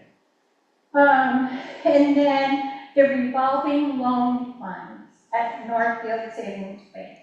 This is the one that I was struggling with the auditors with, not understanding. This is an internal revolving loan.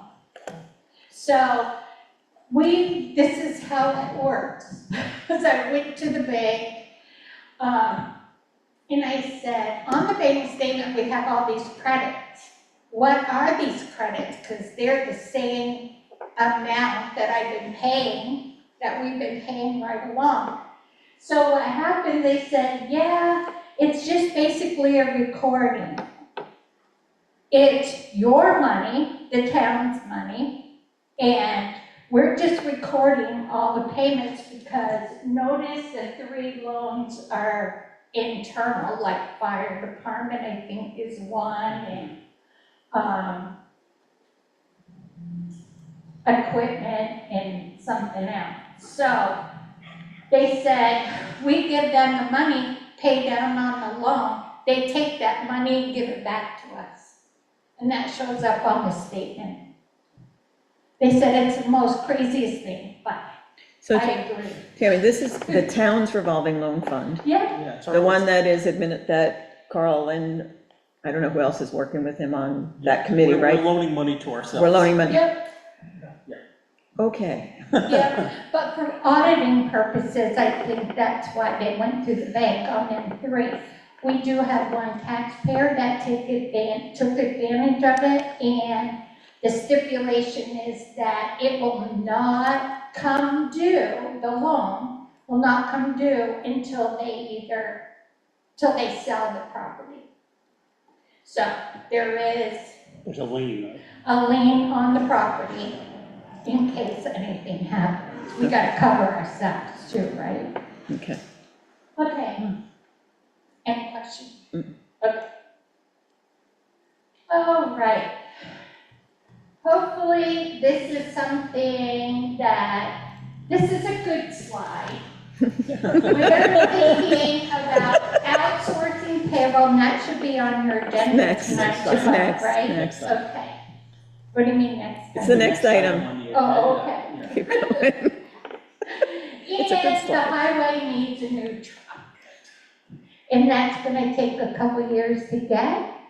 So I have been talking to Michael Bingham, and, you know, it's not gonna get cheaper, Right. it's gonna get more expensive. My understanding is that you're correct, they told us that the order time on this is about 2 years out, so we should be ordering it Now. soon. And we have 150,000 in our reserve fund for this Yes, currently.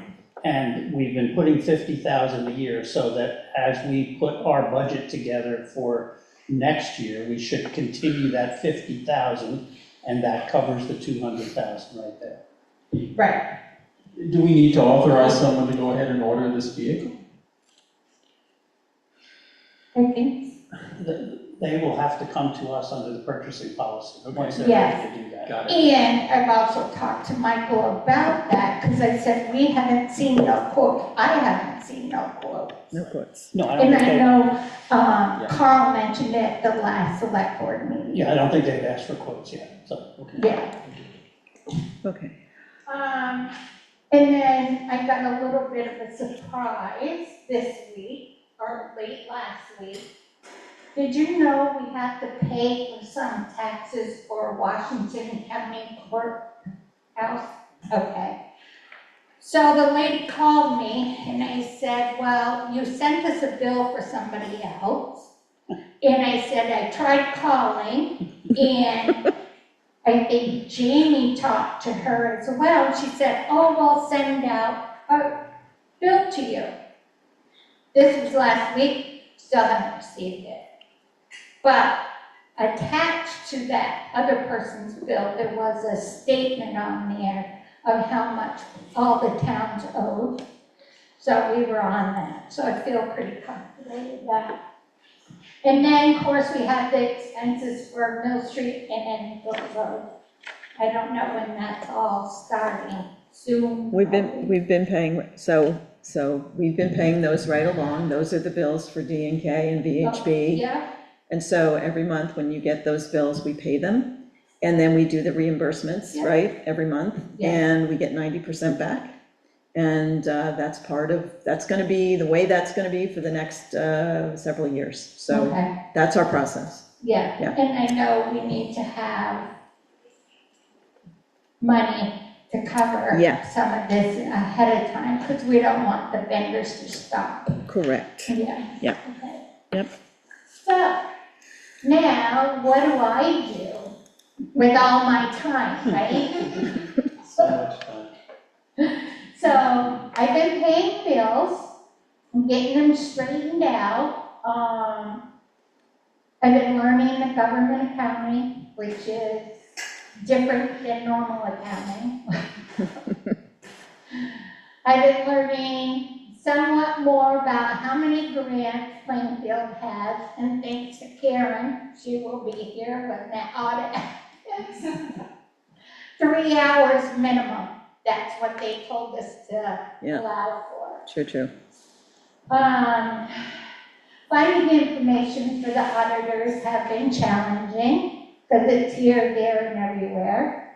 And then, once the auditors are done, you need to post it to appropriate years. And I'm hoping the goal is by the end of 2026, we should have a good financial statement. Excuse me, and it should be really good for 2027. At least we know where all the information is, and everything will be in there. Great. Good.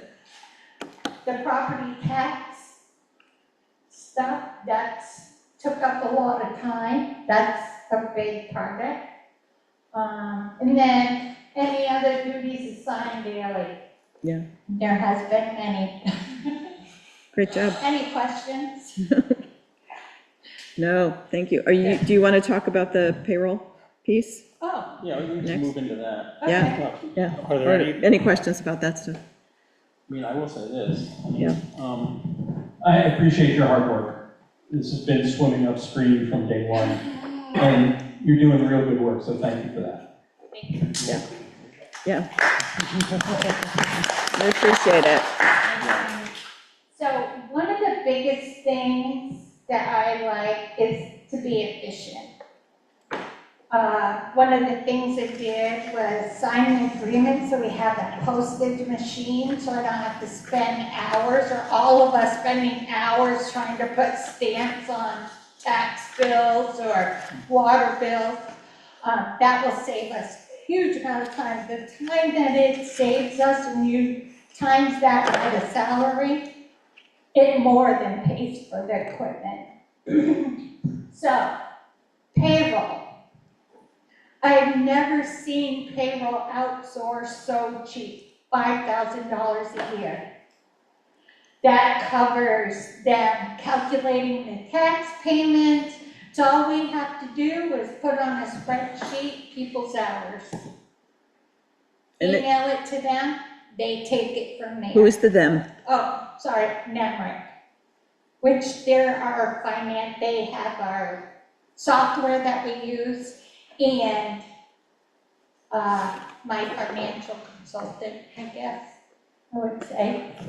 So $5,000 is pretty cheap, and they will do all the quarter returns, all the W-2s, and they will give it to us so we can put it in a file so we know that all this has been done. All for $5,000. I wouldn't be able to do it for $5,000. So I think this saves the town money, saves liability, and. I have a question. So Tammy, is there a starting time that makes the most sense if we were to make the change? Like, have you discussed that with NEMRIC about when a changeover would make the most sense, given we're in the middle of a budget year? Like, what have you discussed? Well, when it comes to payroll is basically calendar year. Everything's on calendar year. So I talked to them and they said anytime. So it would definitely have to be beginning of a new pay period or a new month. Anytime? Yeah, Okay. and they were on board right away.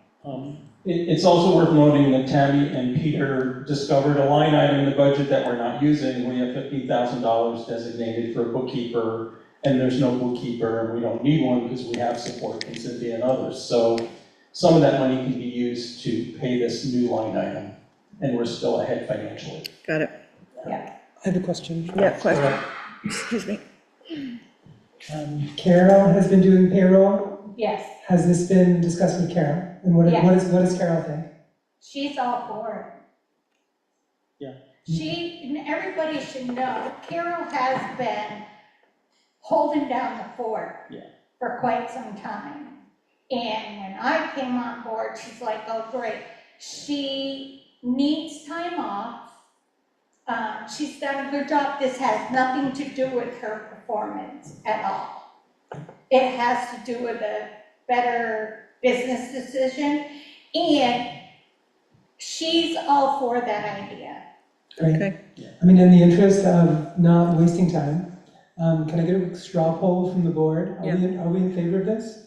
How many hands can I put up? Why don't you just make the motion to adopt the proposal that we have? I would love for you to make the motion to adopt the proposal. Yeah, I would just add briefly that the comment about having them do the IRS, the withholdings, the quarterly reports, when we started looking at this, the IRS was all over, Social Security was all over us, the state of Vermont was all over us, because these had not been done correctly since back to, what, 22? Yeah. And so that's all been caught up, and the fact that they would take care of this going forward is just huge. And the opportunity for errors decreases or by orders of magnitude. Anyway, we do have a NEMRIC payroll service agreement. I think you all were given a copy of it. And I would move that we sign this, and we can do effective at the earliest payroll convenience date that Okay, you can work out with Cynthia. okay, And the money to come from the bookkeeper line item in the budget. okay. I'll second that. Those of you who have town reports, you can find that. It's a $15,000 line item. Is that We your don't- motion? We don't use it. Motion by Peter, I'll second by second Karen. it, yeah. Any further discussion? All those in favor, say aye. I, Aye. 4-0. Patty Gemelli absent. Thank you. stipend policy? You're good. I just want to Sorry. add one thing. I got a notice from state of Vermont that we needed to look at something that was not filed for second quarter 2024. So with that being in mind, we're all human, right? We all can make a mistake. But this is why I want them to do everything, but I want copies sent to us. So we have it in our file, we have it digital, so if there's ever a question, and hopefully I can be able to audit that and look at it and make sure. Is that detail part of the agreement that we just made a motion to sign? No, it's in there that they do it, but not to give it to me, but I'm gonna ask them for That's that. just procedural. Yeah. Okay. Any other discussion? No, we already did that. Did We did passed that, it. we did. passed it. We You did pass passed it. Okay, Thank you. so Wait, Just in answer to your question, it says, Nemrick and the town will work out precise written policies and procedures for the purpose, so we can cover it there. fantastic. Stipend policy is next. Do you have it? I don't have it Okay. ready. Stipend policy is not ready. I talked to the fire department today and waiting for, because they're more complex to the stipend. Okay, so here's my question. Are we operating, we're still operating then under the old system? So the way people were paid before is the way they're being paid until we make this change, correct? Because, and I'm gonna ask for myself, because as the grants administrator, what I've done with Carol is given my hours to her Yeah. every 2 months, right? And then she cuts the check against my stipend. So I'm gonna do that because I'm not hearing that we have a new system in place. Is that correct? With the exception, stipends have to go through payroll, Correct, okay? correct. So if she has the That's how hours, she does you're it. gonna get the payroll check. That is Okay. how it's gonna That was my happen. question, thank you. Yeah. Okay, And everybody's pretty much on board with that. It's just, okay, now we're just trying to work out. a new the- system. Yeah, so everybody's on the same page. Got it, thank you. Thank you. If I might, just to share a little bit of the discussion, I did a report on our current stipends as to how varied we are. Some people get once a year, fire department does it on call, other people do it on an hourly. It's not consistent. And even the folks who only get one payment, it wasn't consistent. And most of those folks, either elected or appointed, their terms run from town meeting to town meeting. And yet we've been paying a number of people in August. And the question was, what period of time were we paying them for? And there isn't a single answer. People give us different answers because nothing was written down in terms of a policy. But for the most part, it was I served until, November, so I did 9 of my 12 months. And so in August, I should get, so what happens in the meantime? Whereas if we had a policy that went from town meeting to town meeting, when it was, appointed, we could make that payment in the same fiscal year. Exactly. Okay, rather than make people wait 3-4 months until the middle of summer to get that payment. My suggestion would be quarterly. And we need something in writing, not a big, long, day-to-day blurb of what you've done for the town, but something that you've done each quarter for the town. And then we will make the payment every quarter. So if you were $1,000 for the year, right? Then you would get $250 for each quarter, provided that you did service for the town. I'm getting conflicted stories, and the other thing is, say, okay, Can I pause you here? If we're not actually prepared to talk about a stipend policy, I want to cut us off from talking about the stipend policy. We'll talk about it when we do. But bring us a proposal. We'd love to see a proposal. Okay. Sooner the better. And my inbox is like filling with people who are finding problems with the stipends as they are being practiced right now. Yes. So underscoring the import that a policy is indeed what's needed. yeah, And so if you could just get that to us as soon as you can, that'd be great. If I might, I don't want to discuss the policy itself. My purpose in talking about the fact that this was here was to let the public know in advance that we are, in order to move from the current status to a new system, we are likely to need some bridge money. Understood. And so I just want to put that out there so nobody is surprised when that comes. Yeah. Understood. Thank you, Peter.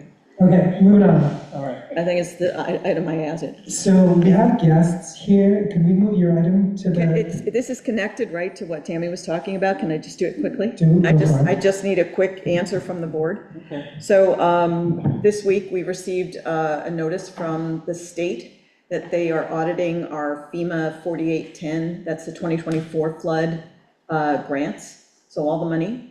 They provided us 2 weeks, basically, to pull together 2 pages worth of documents in audit.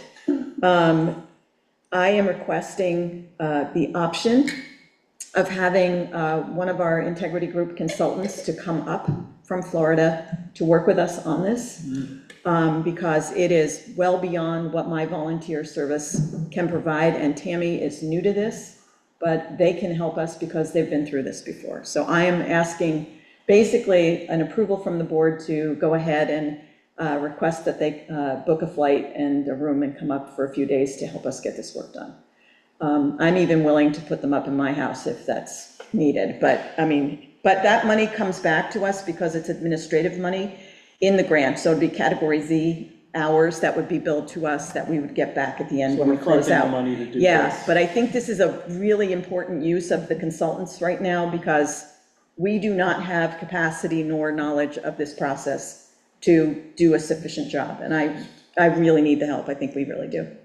So I just need a consensus from the board that, yes, that's okay. Is it a formal motion or consensus that you need? Consensus is fine. I think it's an action item. We can just action it. You all good? Yeah, do you have a ballpark sense of, I realize we get reimbursed. I'm but going do to you have a talk to her ballpark tomorrow. I'm sense? going to talk to Lauren Scott tomorrow at 1 o'clock, and then I'll find out what we think we're going to need. And if you just trust me to make sure that we don't spend a ton of money and we, get what we need, I'll do it. I know one of the things with the financial monitoring, what the state is gonna look at to see if we know how to track Right. and how we do the books. So whatever help we can get. Yeah, we're going to have a call with her tomorrow at 1, Okay. right? What's the name of the firm? The Integrity Group. Thank you. Yeah. Okay, thank you. That was it. Yeah, thank you, Karen. Appreciate it. You're definitely more internal to the process than the rest of us. I trust you to know the needs at the moment. Thank you. Amen. All right. Yep. We have online Bob Atkinson, our energy coordinator, for the energy coordinator report. Welcome, Bob. Hi, everybody. I apologize for reading this, but I just got back from a week of camping, so it's the best I can do. I've got 6 different things to tell you about.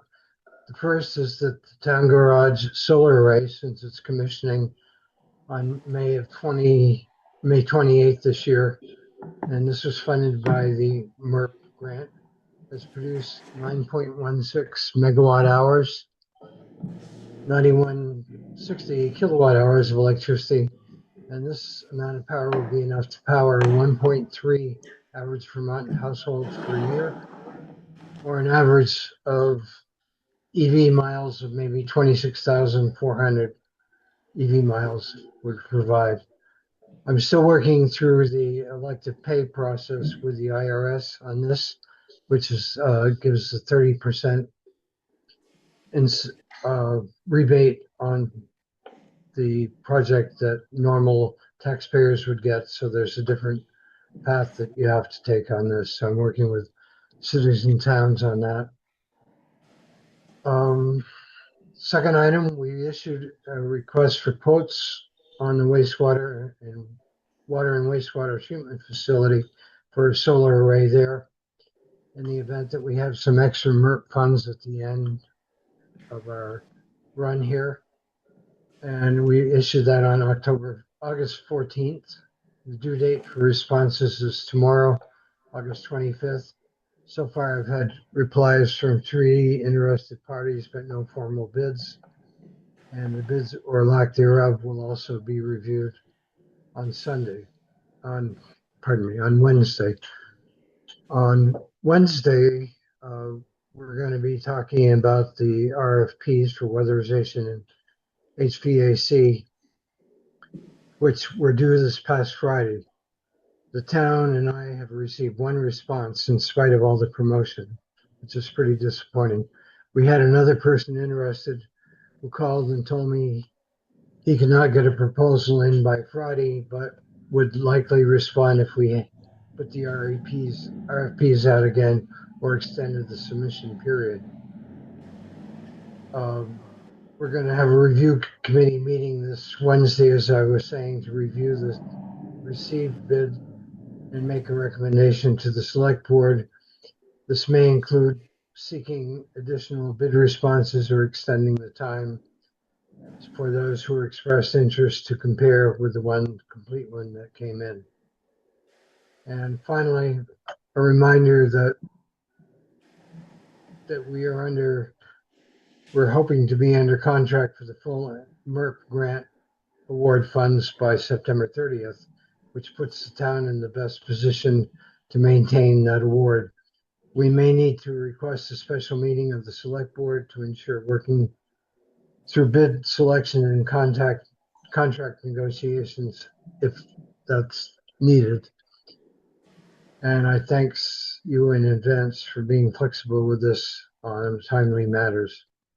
So I do know that you gave me permission to make the choices. I'd like just a little bit of backup, but we have a committee composed of Karen, Sam Lash from the region, as well as the building leads for the Bob, it's Karen. HVAC and weatherization work. Yeah. Bob, it's Karen. What time is the meeting on Wednesday? I don't know. I just barely got back and Sam said that we're going to meet on Wednesday. All right. So. Yeah, thanks. I just got back too. So I'll see you Wednesday. All righty. On it. All right. Thanks. One way or the other. Any questions? I have a question. Yeah. Come on, Andy. Bob, did you ever connect with Noah Slayton about putting in a bid for some of the work? Who is that again? Noah Slayton. He's the guy who works on, who's done the heating and air conditioning at the town offices. Have you connected with him yet? I believe that maybe Montpelier Construction had talked with him, but I will be sure to send me his contact information. Yeah, I'll be send sure. an email to both of you to make sure you're connected. Okay, great. And again, we have to decide if we're going to extend that. But as far as I know, I think we only got envelope information on the bid, and we still have HVAC stuff out there that's really important. So that's it. Bob, Peter? this is Peter.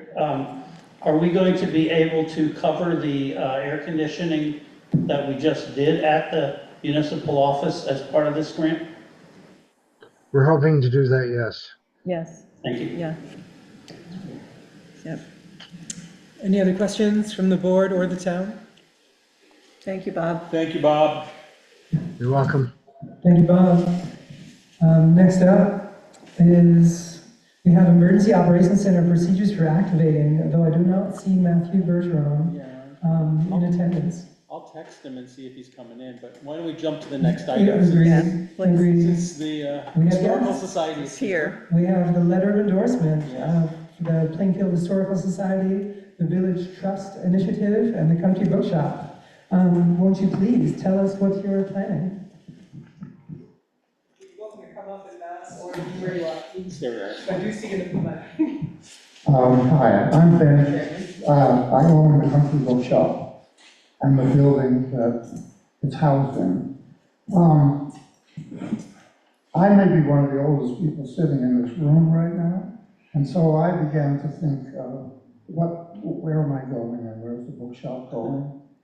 And I knew that the Historical Society had been sort of looking for a home. And I thought, wouldn't it be nice if their home was in the middle of the village, so that when people came into the village, they'd be able to look at this nice building of mine, which needs some work, of course, but it'll be worked on, and it'll have this big plaque on it that'll say, this is the Plainfield Historical Society. The history of Plainfield is so important, and I was on a committee and helped to write the book, the Plainfield history, the photo history that came out in the 1970s, or maybe about 1980, and with Dick Pettit and people like that, Carl Coplin. And so it's time to bring everything together. At this moment, as I understand it, there's a lot of stuff in storage, and it shouldn't be in storage. It should be displayed in a nice setting. And so I asked the Historical Society if they would be interested in taking my building and making it into the Historical Society. They were enthusiastic, and I'm enthusiastic. We had a meeting with the Preservation Trust of Vermont. They were enthusiastic, and so with all this enthusiasm, we hope to get the enthusiasm of the board here to, because we would need a letter from the board saying that you guys also seem to be enthusiastic about it as well. I can give somebody else some time to speak. I'm Kristen Farnham. I'm here in my full presidential capacity, but I don't think I could have summed up this project any better than Ben could have. We were really excited for him to start joining our meetings, and then he sort of threw this idea out, and after we got over the shock and the concept, we quickly adopted it, and we're moving as quick as a body can with just a handful of volunteers. Happy to answer any questions that folks have on what our intentions are. So my reading of this is you're creating a trust to do this, is that correct? And we have PACT. Is there any relationship between these two things, or is this a separate entity? We're seeing it as a separate entity. Okay. Pros, cons? Speak to that. Pros, cons of being a separate entity? Yeah, I mean, we are a town sprouting lots of committees and organizations and initiatives, and you've just sprouted another one. And there can be arguments in favor, but I'd love to hear the rationale. Yeah, I think as the Village Trust Initiative folks presented to us when we consulted with them, we were sort of like, well, we're a nonprofit, can't we just act in that behalf pursuing this project? And their recommendation is to have, sort of a mission-aligned trust body that would go through this process. The Historical Society would remain its own organization, and then, we would have members of our group participate in this particular project under the trust umbrella. And Christy, is the point of the Village Trust is to be a receptacle for funding and, being able to bring grants to the project, and exactly. So that's the point, right? Yeah, and it's particular to preservation and, okay. Yeah, and this opportunity won't actually bring funding. What it brings is technical assistance. Okay. It brings organization to our team, and it also will help us all in launching, at least for me, first time ever capital campaign. And so we're really looking to them to aid us in this new business, right? This isn't really something that we've tackled before as a society. We happen to have a member of PACT online who says, I applaud this effort. We looked into it last year. I think it's great. Cool. Thank you. Is that Lauren? That's Lauren. Oh, awesome. Go ahead, Peter. In looking over the proposal, and working with Bob on some of the goals. There's historic preservation, obviously here, there's potential economic development and potential housing. So there's multiple goals here. I'm wondering if that is a function of this trust, is then to manage the property afterwards. I think that that's, The trust will own it. Oh, sorry. The trust will own it. Yeah, the trust will own it. So they'll be the landlords for Right. all the tenants. Would you state your name, introduce Oh, yourself? Bob Granger. Okay, Thank you. cool. Want a motion? Yeah. I would move that we support the most recent version of the support letter. It's addressed to Christie, I think, from the select board. So, and I forget if it was written for me as the chair to sign or for the whole board. For me, okay. Yeah, and I'll second it. I did read it, and I think it's appropriate and says all of what it needs to say. So we have a motion to sign the support letter from Peter Youngbear and a second by Karen Hatcher. Any further discussion? All those in favor, say aye. Aye. Aye. 4-0, Patty Gemelli absent. Thank you very much. Go for it. I think it's a real exciting idea. Do it. Do you have a copy here? We do have it. So. That's all right. I'll print one out and it'll be at the office. Just to note what Lauren is saying online, according to what I know, the Historical Society will have to raise the money to buy the building. Yeah. Capital campaign. Right. Okay. With the help of ETI. And the apartments that will be there. This is bad again, but there'll be apartments upstairs. I live upstairs now, I won't be there then. There'll be apartments that they estimate there might be about room for 3 apartments there. Great. So yes, this will be an economy for the tax base in the town, and also will have income for the running of the historical society. Nice. That's great. Fantastic, thank you. Thank you. All right, moving on. Anything from that? Here we are. Matt's trying to get in. Matt is trying to get in. Yeah, we could jump ahead and work him in. I'll get him the phone number. Oh. The Zoom.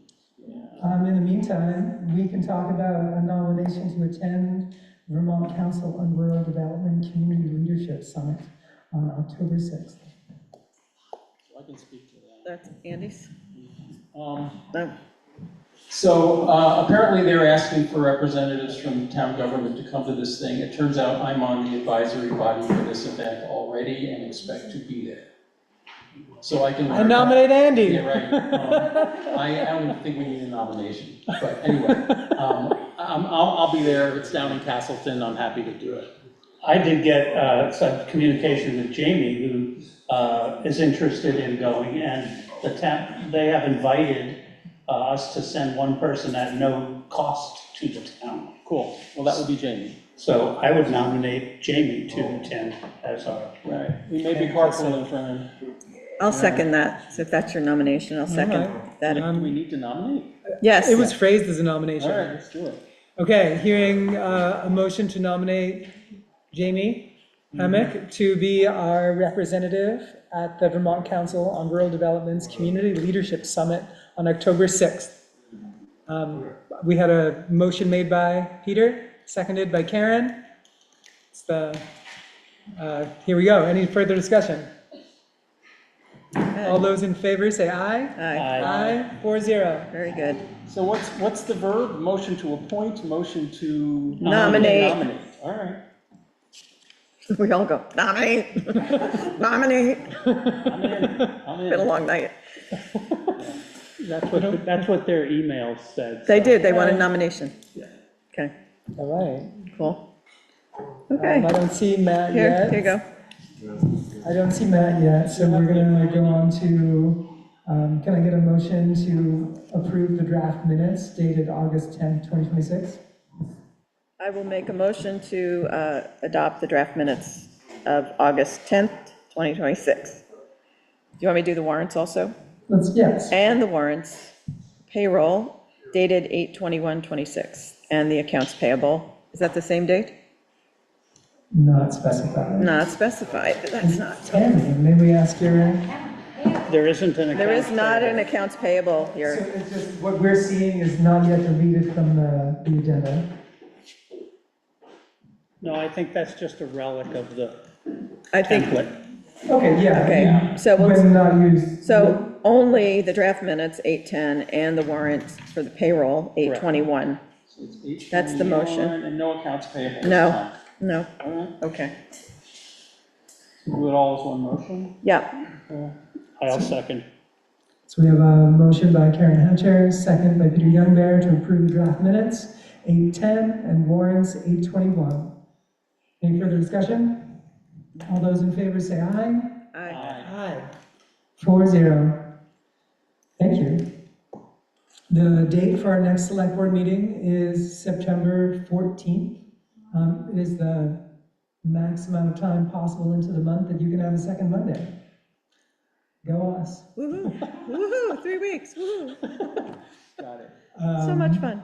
Yeah, but apparently we're not yet adjourning this meeting because maybe our Do we emergency have that or management do we- director is en route. How exciting! Yeah, Jeopardy. do you have the ability to email Matt the Zoom link?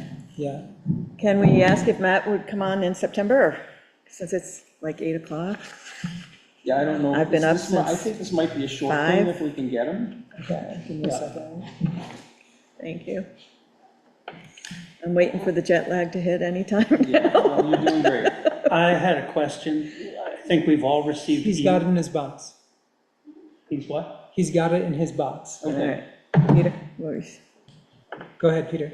I think we've all received emails from the League of Cities and Towns about their town fair coming up in October. I think there's an early bird registration that is coming up.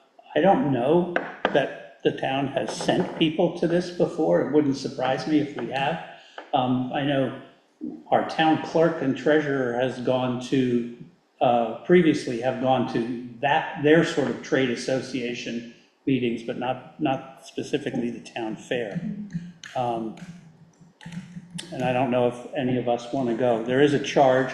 I think the early bird was $99 and it goes up if we don't do it by the 31st. When is it?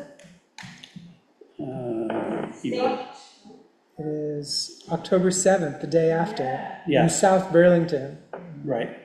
We celebrate 250 years of local leadership.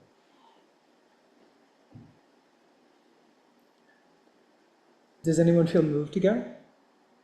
Oh, I can't even. Not this year. I can't even.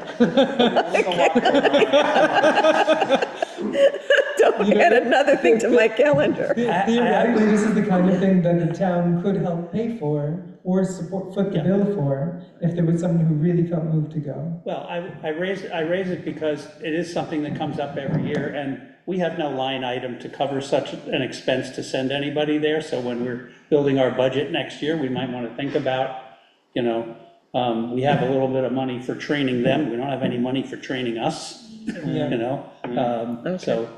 Noted. This is and I have to say, I use the league on a virtually daily basis, as I know a lot of us do. They are an invaluable resource. Okay.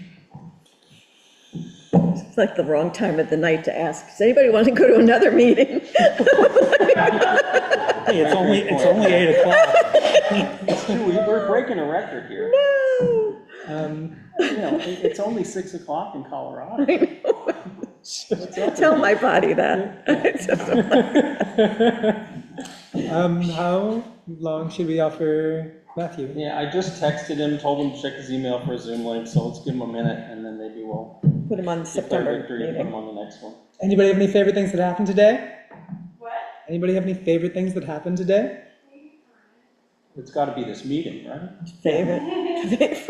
Well, I froze fresh corn again today for the third time in a row. That's called bragging. I came home to a counter full of zucchini. Anybody need zucchini?